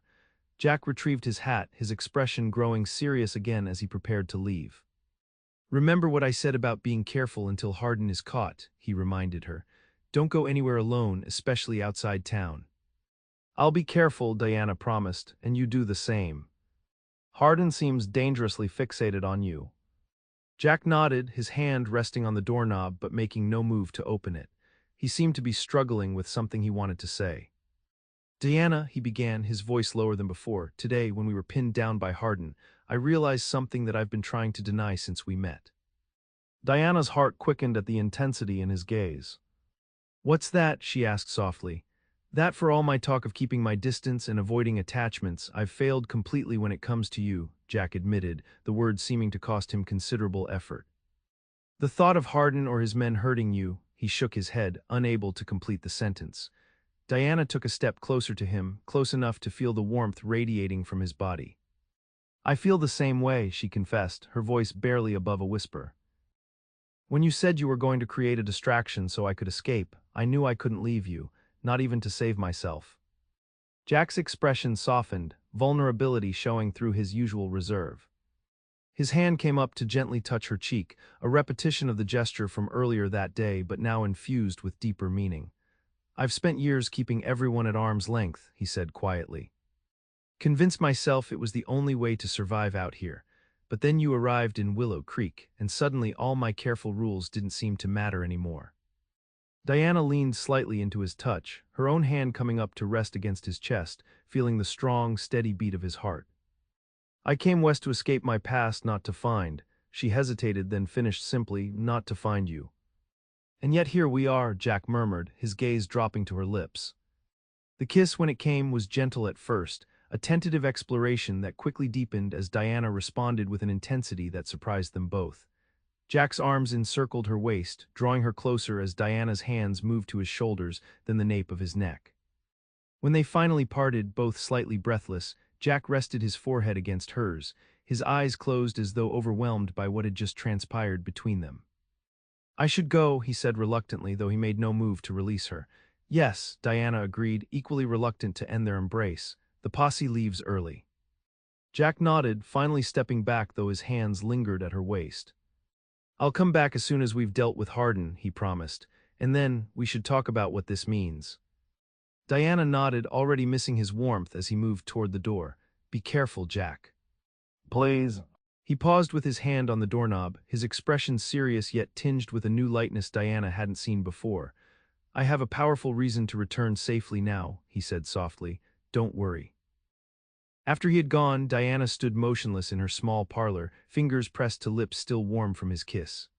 In the space of a month, her carefully planned new beginning had taken an unexpected turn, one that both thrilled and terrified her. She had come to Montana territory seeking professional fulfillment and escape from scandal, not to lose her heart to a man with his own carefully guarded past. Yet as Diana prepared for bed that night, she couldn't deny the truth that had been gradually revealing itself since their first meeting. Jack Donnelly had awakened feelings she had believed were buried beneath professional ambition and past betrayal. Whatever dangers tomorrow might bring with Hardin's pursuit, whatever complications might arise from their growing attachment, Diana knew with sudden clarity that she was no longer running from her past. Instead, she found herself looking toward a future she had never anticipated, one that somehow, against all odds, included the reserved cowboy who had proven himself to be so much more than he appeared. Sheriff Matthews assembled the posse at dawn the following day, 12 men including Jack, all armed and provisioned for what might be an extended pursuit. Diana watched from the doorway of her office as they gathered in the early morning light, her gaze inevitably drawn to Jack's tall figure as he conferred with the sheriff. Just before they departed, Jack separated from the group and rode toward her, drawing his horse to a stop at the edge of the boardwalk.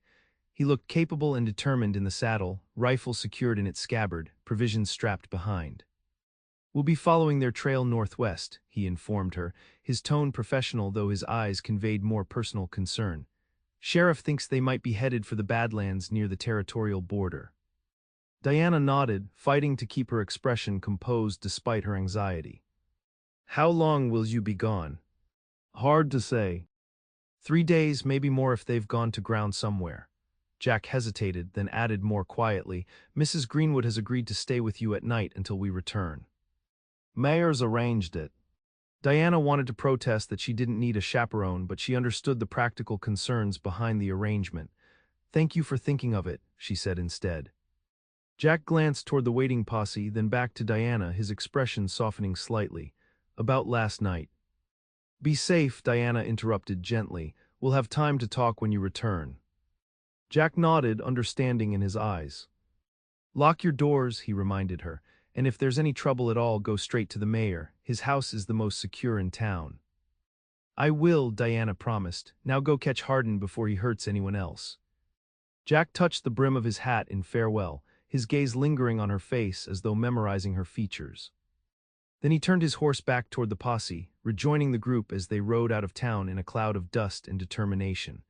Diana watched until they disappeared from view, an unfamiliar heaviness settling in her chest. She had grown accustomed to independence, to facing challenges alone. Yet in the short time since meeting Jack Donnelly, something fundamental had shifted in her perception. The prospect of his absence and the danger he was riding into affected her more deeply than she had expected. With a sigh, Diana turned back to her office. Patients would be arriving soon, and there was work to be done regardless of personal concerns. That was one lesson her medical training had instilled thoroughly. Duty came first, no matter what other turmoil might be occurring in one's life. The day passed slowly, filled with the usual array of minor injuries, childhood illnesses, and prenatal checkups that constituted most of her practice in Willow Creek. Diana found herself grateful for the distraction of work, though her thoughts frequently strayed to Jack and the posse as they tracked Hardin's gang through the wild country beyond town. Mrs. Greenwood arrived at dusk, her practical manner and no-nonsense conversation providing welcome company as evening settled over Willow Creek. The older woman had brought her knitting and a basket of fresh biscuits, settling into Diana's parlor as though she had been visiting for years. Sheriff Matthews is the best tracker in 3 counties, she assured Diana as they shared tea after dinner. And that Donnelly boy knows what he's about. They'll find those outlaws, mark my words. Diana smiled at the description of Jack as a boy at 35. Mrs. Greenwood viewed most of the town's male population as youths in need of maternal guidance. I hope you're right, Diana said, sipping her tea. Hardin sounds dangerous. Mrs. Greenwood nodded sagely. Oh, he is. Killed 2 men over in Wyoming before he took up with that rustling gang, but our men are careful and they're well armed.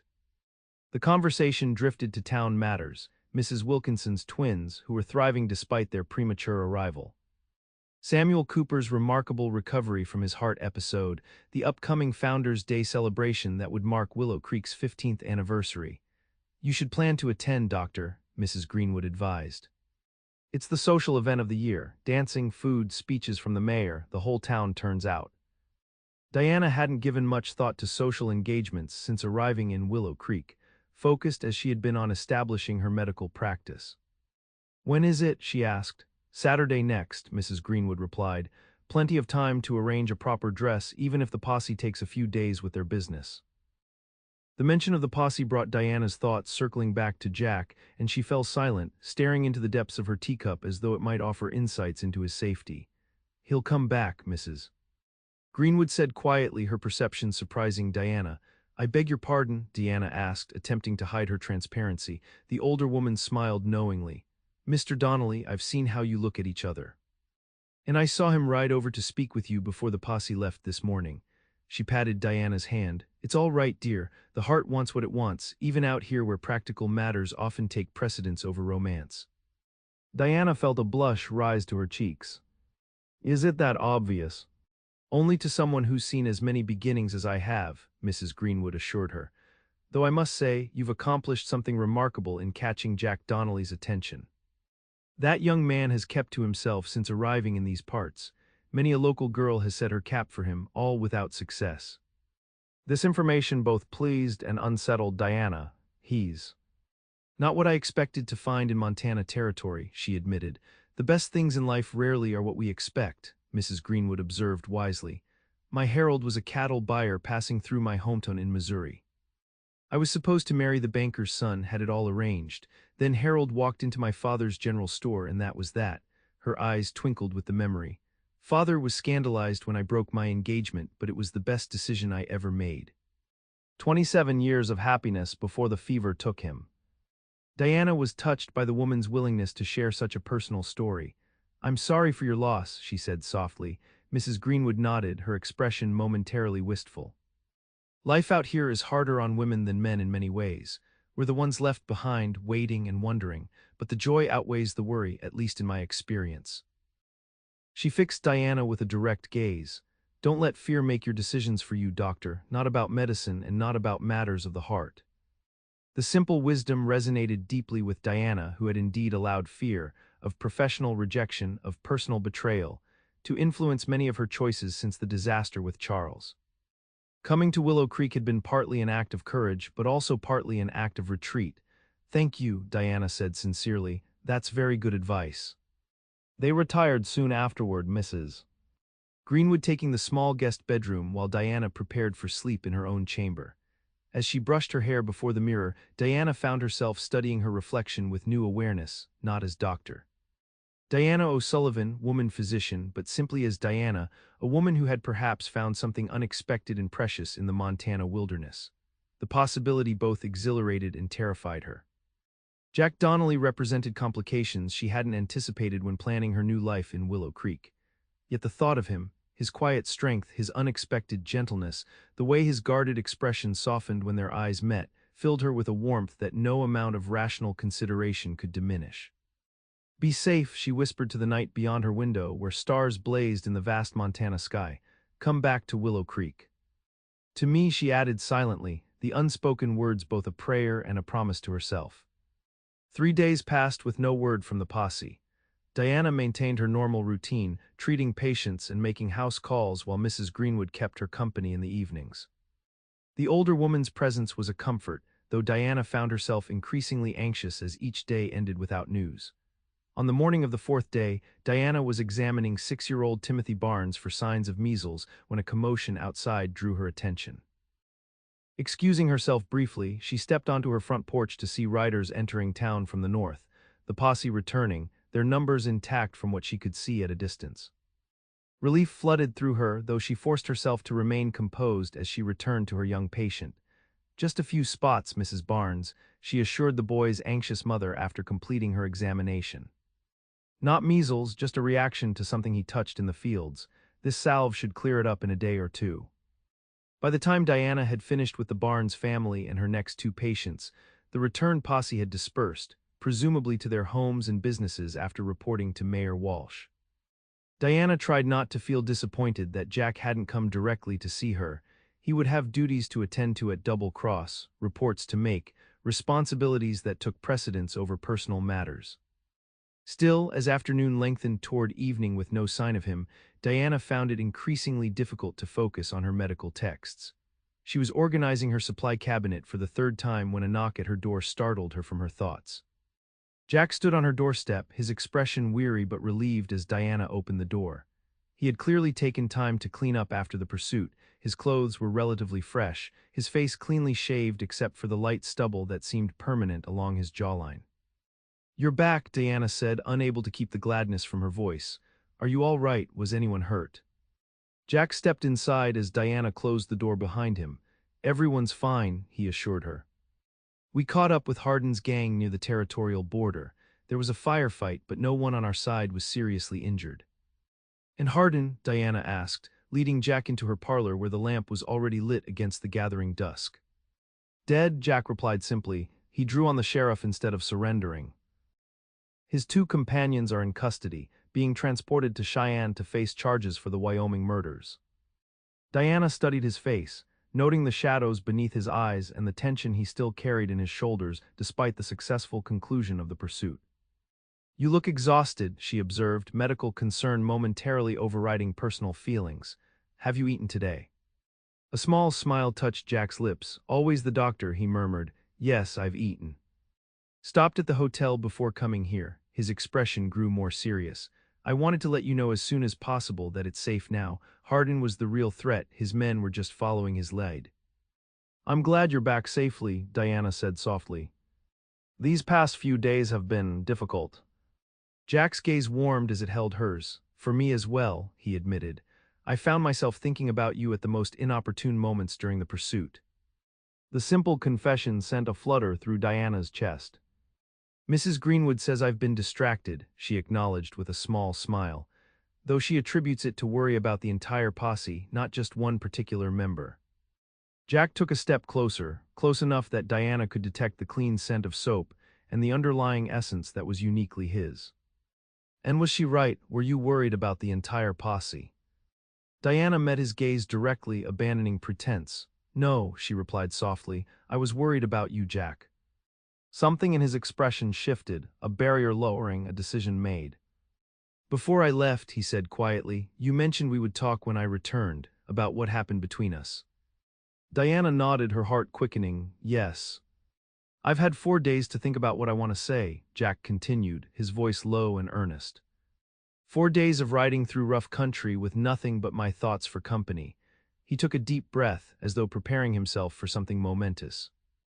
I've spent years keeping people at a distance, Diana, convinced myself it was the only way to survive after losing everything once before.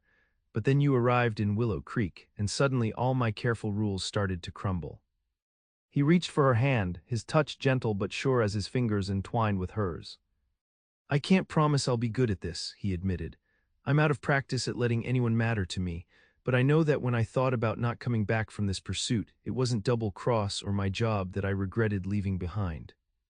It was the chance to see where this, he squeezed her hand gently, might lead. Diana felt tears prick at her eyes, moved by the raw honesty in his confession. I came to Montana to escape my past, she said softly. To build a life focused on medicine, not on entanglements that had brought me pain before. I never expected to meet someone like you, Jack, someone who makes me question whether professional fulfillment alone is enough. Jack's free hand came up to gently brush a strand of hair from her cheek, his touch sending warmth cascading through her. Maybe we don't have to choose, he suggested. Maybe there's room in this territory for both your medicine and whatever this is becoming between us. Diana leaned slightly into his touch, her heart full to bursting with emotions she had kept carefully controlled since arriving in Willow Creek. I'd like to believe that's possible, she whispered. So would I, Jack murmured, his gaze dropping to her lips with unmistakable intent. This kiss was different from their first, not the uncertain exploration of new territory, but a homecoming, a recognition of something true and vital between them. Diana's arms wound around Jack's neck as his encircled her waist, drawing her against the solid warmth of his chest. When they finally parted, both slightly breathless, Jack rested his forehead against hers, his eyes still closed as though savoring the moment. I should go, he said reluctantly. It's getting late and propriety. Stay, Diana interrupted softly, surprising herself with her boldness. At Jack's startled expression, she quickly clarified, not for. I mean just for a little longer. Mrs. Greenwood won't be here tonight since you've returned. I'm not quite ready for you to leave yet. Jack's expression relaxed into understanding. I'd like that, he admitted. Though I should warn you, I'm poor company when I'm this tired. 4 days in the saddle takes its toll, even on a cowboy. Diana smiled, leading him to the comfortable chair near the stove. Then just rest. I can talk enough for both of us. Jack settled into the chair with a grateful sigh, his expression softening as Diana brought him a fresh cup of coffee. Tell me about your days while we were gone, he requested. Something ordinary and peaceful, not involving outlaws or medical emergencies. Diana complied, sharing the small events of Willow Creek life that had transpired during his absence. Mrs. Peterson's new baby, the arrival of books she had ordered from Chicago, Timothy Barnes' mysterious rash. Jack listened with evident contentment, occasionally asking questions but mostly seeming to take simple pleasure in her voice and presence. As the evening deepened, Diana noticed his responses becoming slower, his blinks more prolonged. Finally, in the middle of her account of Mayor Walsh's plans for Founders' Day, she realized Jack had fallen asleep in the chair, his expression peaceful in a way she had rarely seen when he was awake. Diana paused in her narrative, studying the sleeping man with a surge of tenderness. Asleep, the habitual guardedness was absent from his features, revealing the vulnerability he kept so carefully hidden. She rose quietly and retrieved a blanket, gently draping it over him without disturbing his rest. For a moment she simply stood watching him sleep, marveling at the unexpected turn her life had taken since arriving in Montana territory. She had come seeking professional autonomy and escape from scandal, never imagining she would find a man who understood both her ambition and her need for connection. A man whose own carefully maintained isolation had been challenged by her presence just as hers had been by his. "Rest well, Jack," she whispered, barely audible even to herself. "You're safe here." As she prepared for her own rest, Diana reflected on the irony of their situation. Both had come to the frontier seeking to escape entanglements, she from the professional and personal betrayal in Boston, he from whatever trauma had taught him that isolation was safer than connection. Yet in this remote corner of Montana territory, they had found in each other the very thing both had been avoiding. Perhaps, Diana thought as sleep claimed her, the frontier offered not just escape from the past but the opportunity to build something new, something neither of them had anticipated, but which might prove more valuable than the independence they had each so carefully constructed. Jack woke with the first light of dawn, momentarily disoriented to find himself in Diana's parlor rather than his sparse quarters at Double Cross. The blanket someone, Diana, had placed over him during the night slid to his lap as he straightened, wincing at the stiffness in his neck from sleeping upright in the chair. "Good morning," Diana's voice came from the kitchen doorway. She was already dressed for the day, her auburn hair neatly pinned, a cup of coffee in her hand. "I thought you might want this before you head back to the ranch." Jack accepted the coffee gratefully, embarrassed at having fallen asleep in her home. "I apologize," he said, running a hand through his disheveled hair. "Didn't mean to impose on your hospitality quite so thoroughly." Diana smiled, the morning light catching the auburn highlights in her hair. "You needed the rest, and she hesitated, then finished simply, "I was glad of the company, even sleeping company."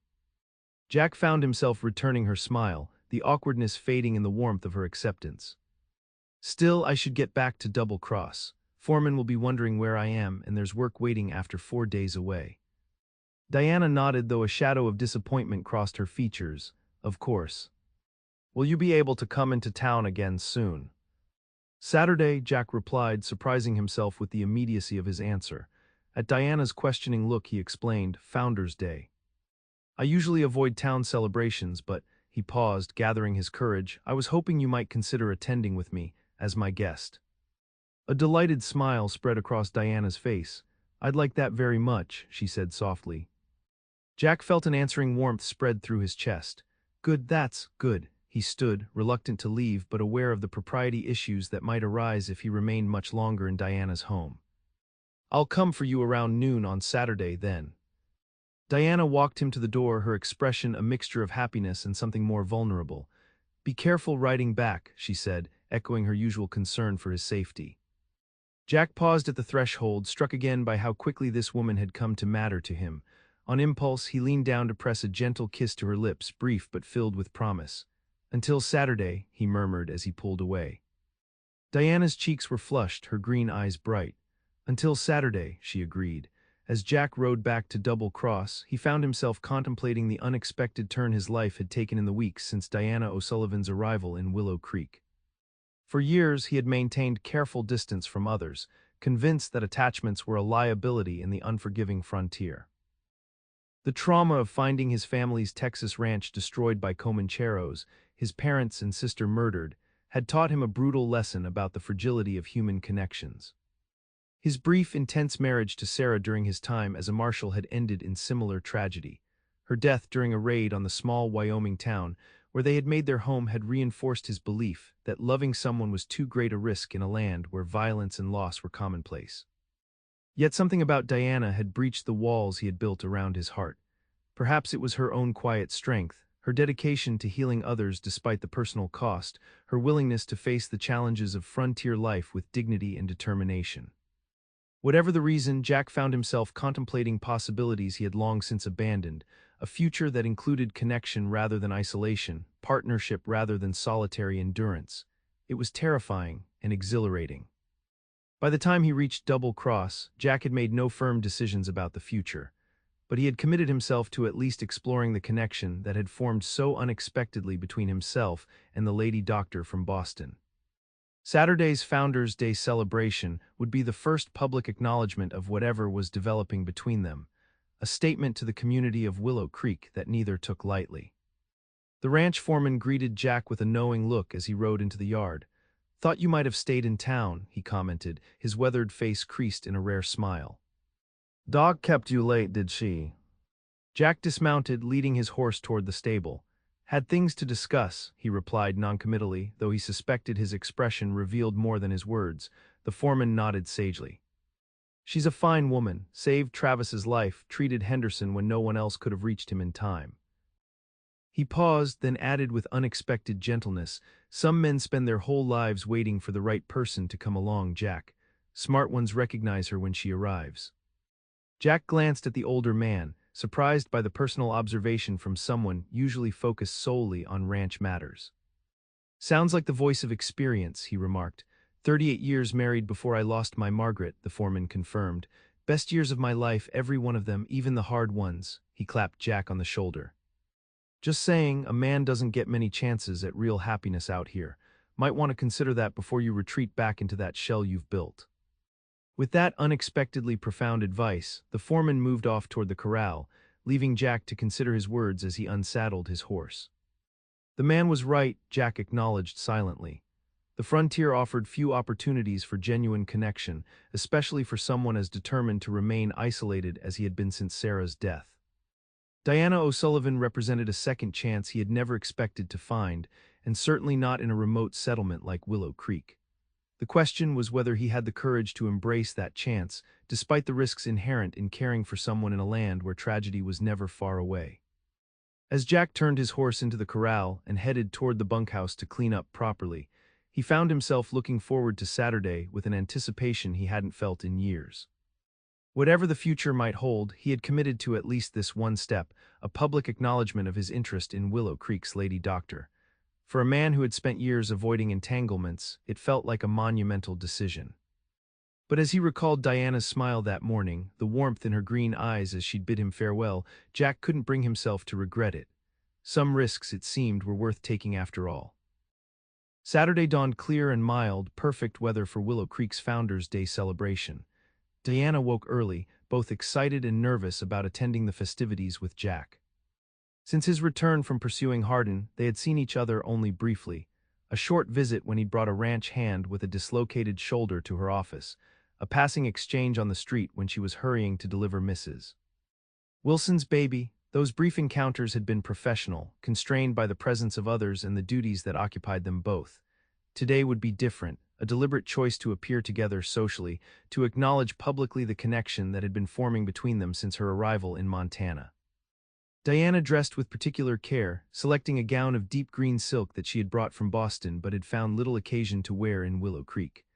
The color complemented her auburn hair and fair complexion, while the style, though fashionable, was modest enough for a frontier celebration. She arranged her hair in a simple but elegant style, securing it with tortoiseshell combs that had belonged to her mother. Mrs. Greenwood arrived mid-morning, ostensibly to help Diana prepare for the festivities but clearly curious about her arrangement with Jack. "My, don't you look lovely," the older woman remarked approvingly as Diana emerged from her bedroom. "That green is perfect with your coloring. Mr. Donnelly won't know what hit him." Diana felt her cheeks warm. "Is it appropriate for the celebration? I don't want to appear overdressed."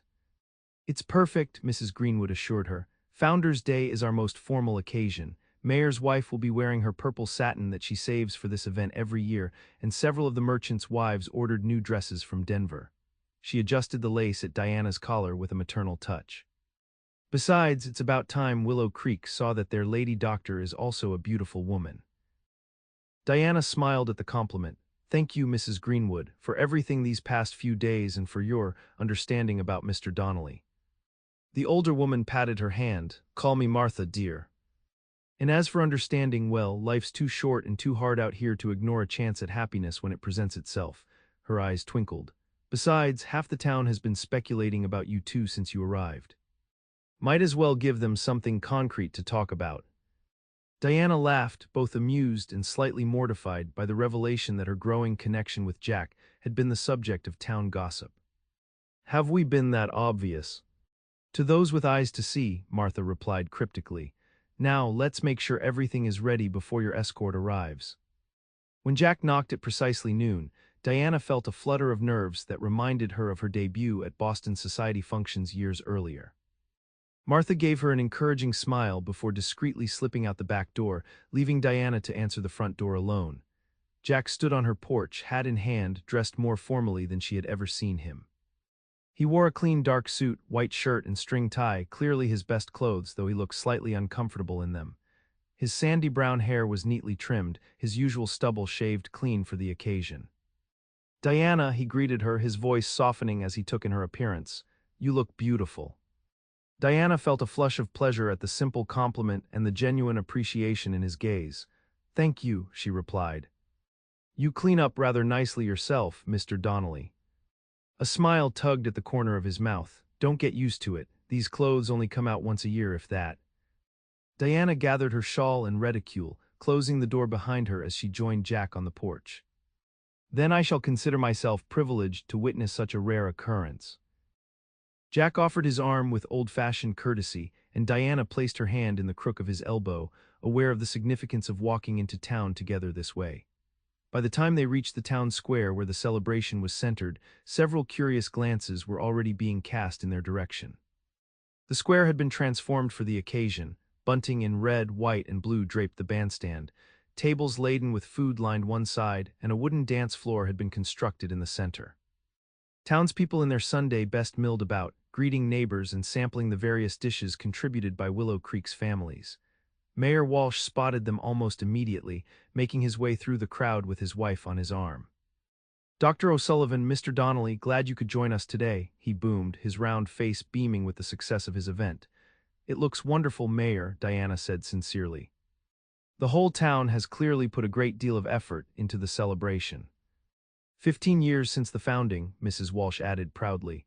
"When Thomas and I arrived, there was nothing but a trading post and 3 cabins. Look at it now."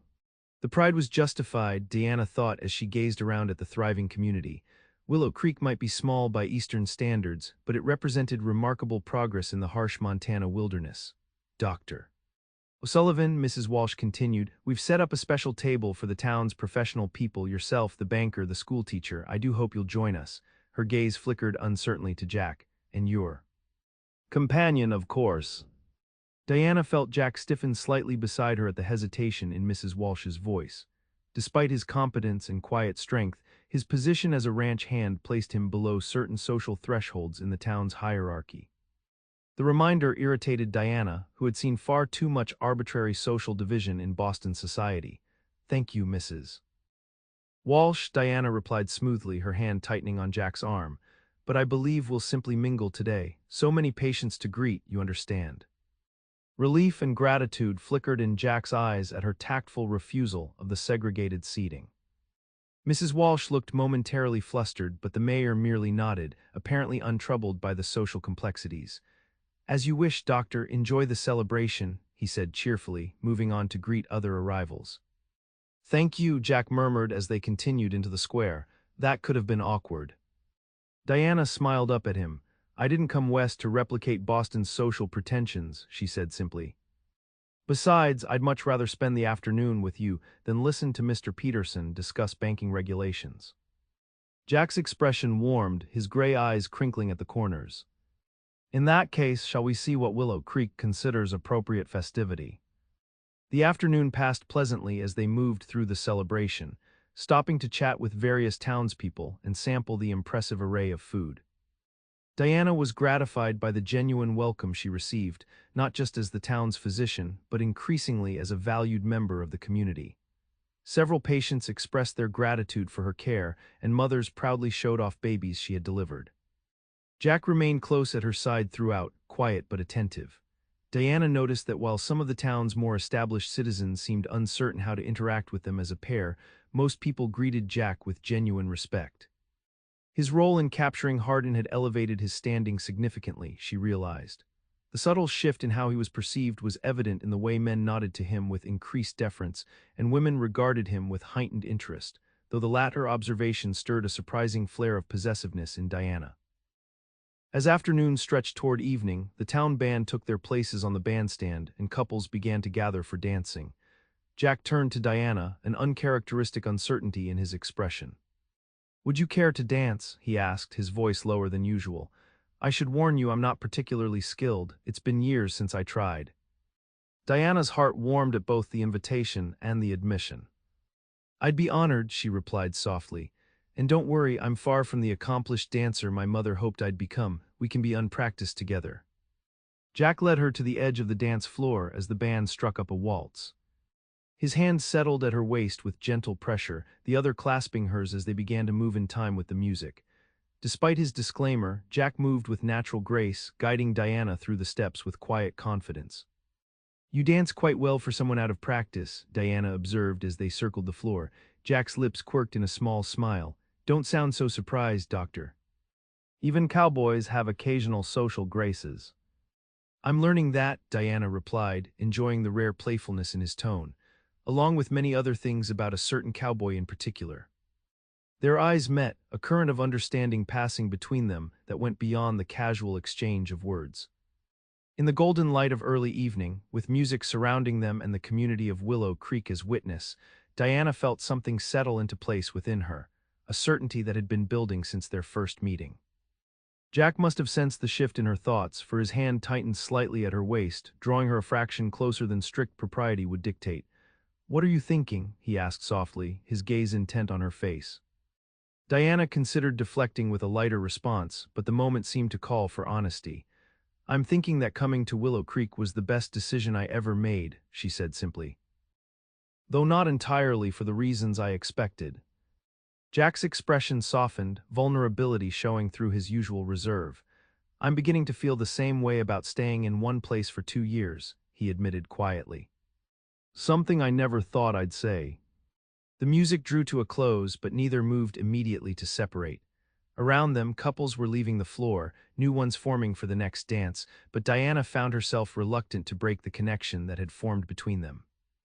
"Walk with me," Jack suggested, seeming equally unwilling to return to the general celebration. Diana nodded, allowing him to lead her away from the dance floor toward the quieter edges of the square. The sun was beginning to set, casting long shadows across the festive scene and painting the western sky in shades of gold and crimson. They found a relatively secluded spot near the church, where a wooden bench offered a view of both the celebration and the spectacular sunset. Jack gestured for Diana to sit, then joined her, maintaining a respectable distance that nonetheless felt intimate in the gathering dusk. "I used to avoid these town gatherings," Jack said after a companionable silence. "Seemed easier to keep to myself, focus on ranch work, avoid." He hesitated, searching for the right word, complications. "And now?" Diana asked softly. Jack turned slightly to face her, his expression more open than she had ever seen it. "Now I'm wondering if some complications might be worth the risk," he said, his voice low and sincere. "If staying apart from life's connections means missing something essential." Diana felt her heart quicken at his words, at the implicit question they contained. "I've been thinking the same," she admitted. "I came to Montana to practice medicine on my own terms, to escape painful memories in Boston. I told myself that professional fulfillment was enough, that personal connections were secondary." She met his gaze directly. "I was wrong." Jack reached for her hand, his calloused fingers entwining with hers in a gesture that felt both protective and seeking. "Diana," he began, then paused as though gathering courage. "I'm not good with words, never have been.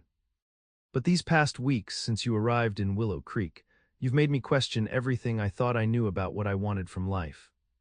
Diana squeezed his hand gently, encouraging him to continue. "After I lost my family in Texas and then Sarah during my martial days, I convinced myself that caring for anyone was too great a risk," Jack continued, the admission clearly difficult for him.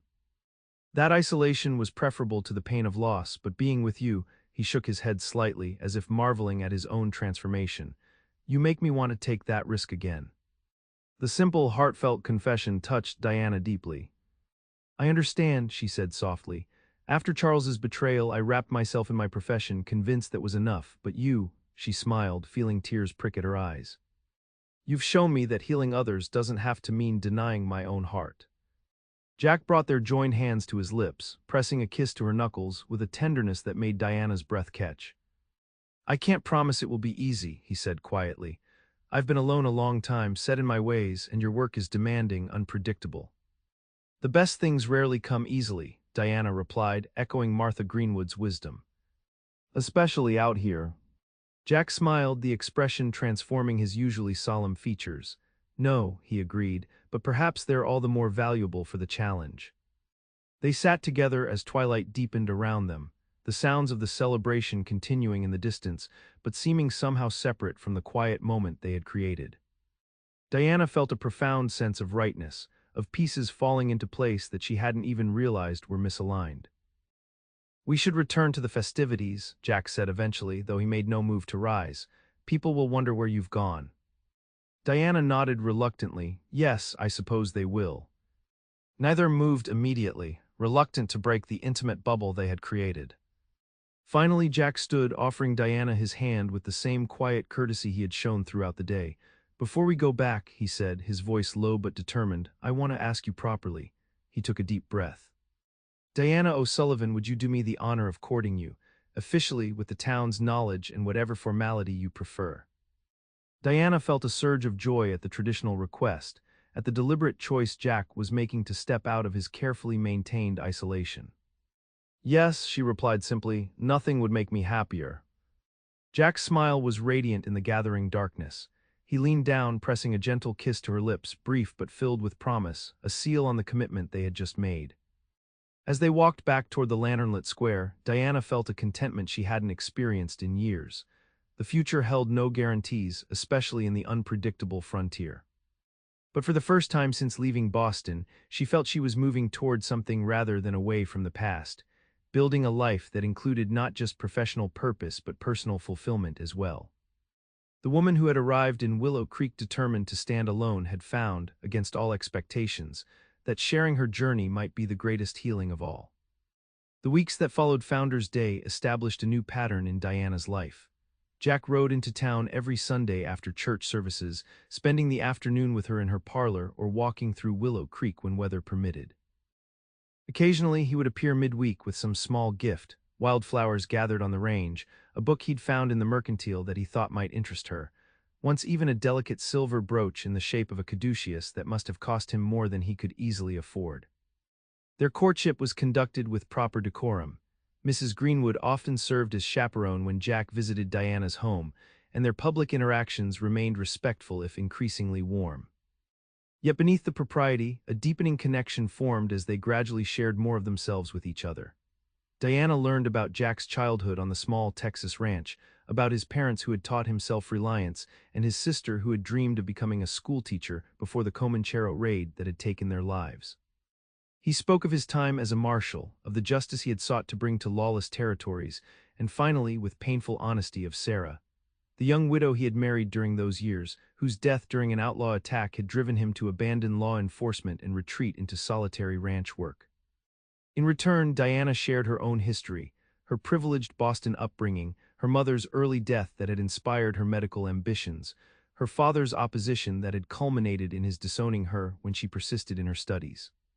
She told Jack about the challenges of being one of only a handful of women at medical college, about the professors who had supported her and those who had actively worked to discourage her progress. And finally, one rainy afternoon as they sat before the fire in her parlor, Diana revealed the full story of Charles Blackwell's betrayal, not just the professional theft of her research, but the more personal deception that had preceded it. "He was engaged to another woman the entire time," she admitted, her voice steady despite the painful memory. "A banker's daughter back east, a marriage arranged by their families years earlier. I discovered it only after he presented my research as his own. He had never intended to marry me, I was merely convenient both professionally and," she hesitated, "personally." Jack's expression darkened with anger on her behalf. "Did you confront him about that as well?" Diana nodded, remembering the terrible scene in Charles's office. "He didn't even deny it, said I was naive to think a man of his standing would actually marry a lady doctor with unconventional ideas.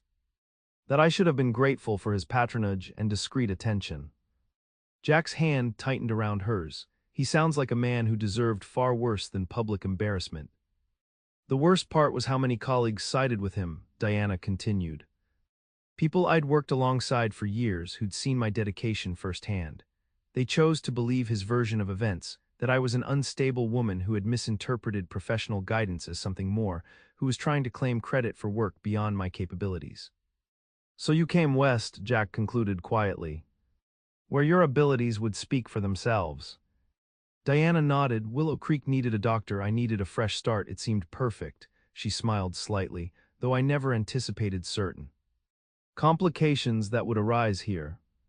Jack returned her smile, bringing her hand to his lips in a gesture that had become familiar over the weeks of their courtship.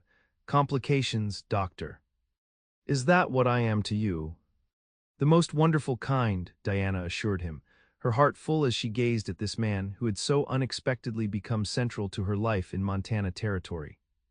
As autumn painted the surrounding countryside in gold and crimson, Jack began spending more time in town, taking odd jobs from local businesses when ranch work slowed with the changing season. Diana suspected he was deliberately creating reasons to be nearer to her, a thought confirmed when he mentioned that the foreman had offered him winter quarters in the ranch house rather than the bunkhouse, an offer he had declined in favor of renting a small cabin on the edge of town. It's just for the winter, he explained as they walked along the creek one crisp October afternoon. Double Cross keeps a few men on through the cold months, but not the full crew. Foreman gave me the choice of staying on or taking leave until spring roundup. Diana tried not to let her pleasure at his decision show too openly. And you chose to stay in town, she observed neutrally. Jack glanced at her, amusement in his gray eyes at her attempt at casualness. I did, he confirmed. There are certain attractions in Willow Creek that make the prospect of a winter here appealing. The Mercantile's new stock of books, perhaps, Diana suggested innocently. Or Mrs. Wilson's renowned apple pies. Jack stopped walking, turning to face her with rare playfulness. You know very well why I'm staying, Diana O'Sullivan, he said, his voice low but warm. And it has nothing to do with books or pies. Diana felt her cheeks flush with pleasure at his directness. I may have some idea, she admitted, meeting his gaze with equal warmth. Though I wouldn't want to presume. Jack shook his head, a smile playing at the corners of his mouth.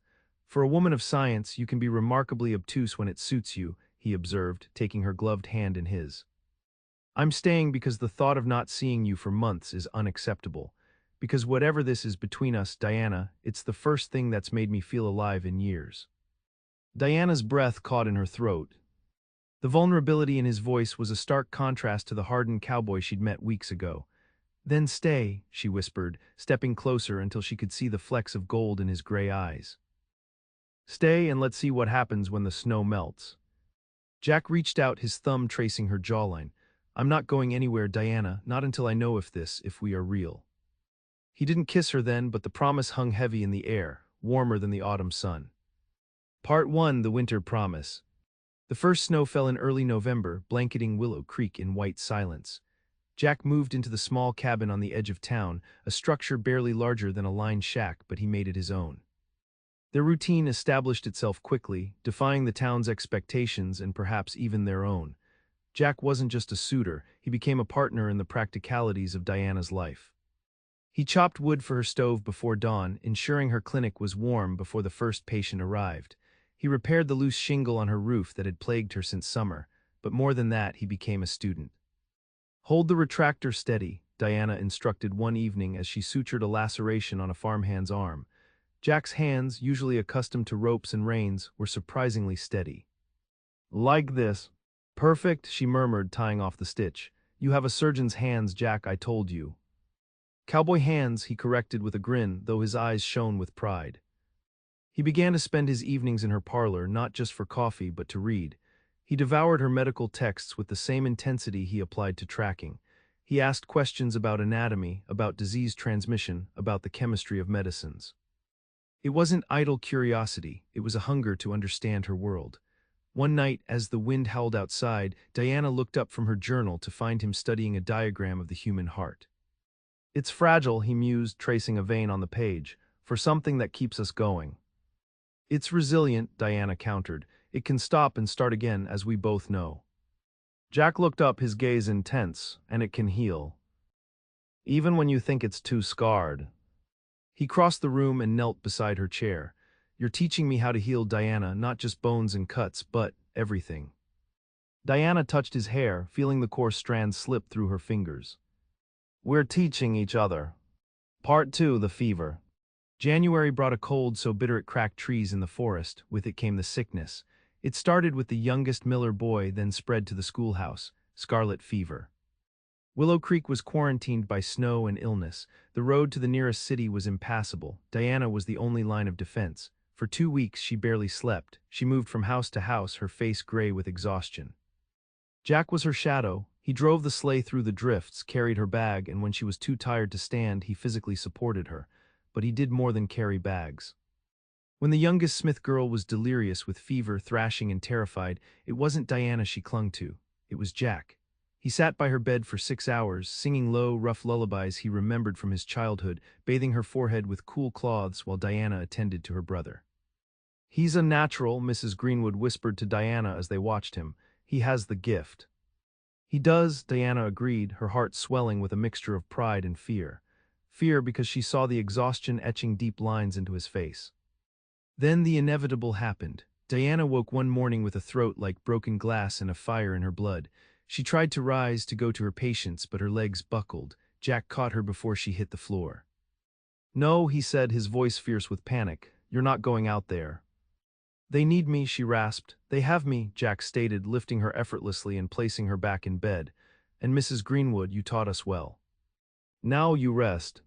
For 3 days, Diana drifted in a haze of fever dreams.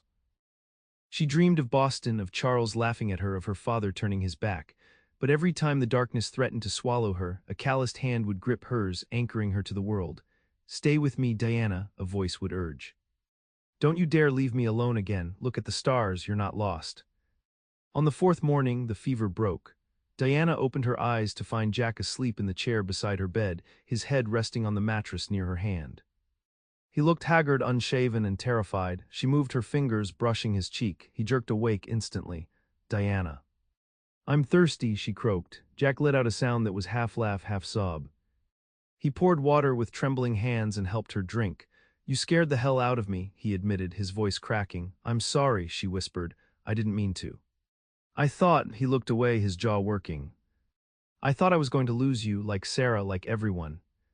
"You didn't," she said firmly. "I'm right here and I'm not going anywhere." He buried his face in her palm, kissing the center of her hand. I know now." Part 3. The Thaw.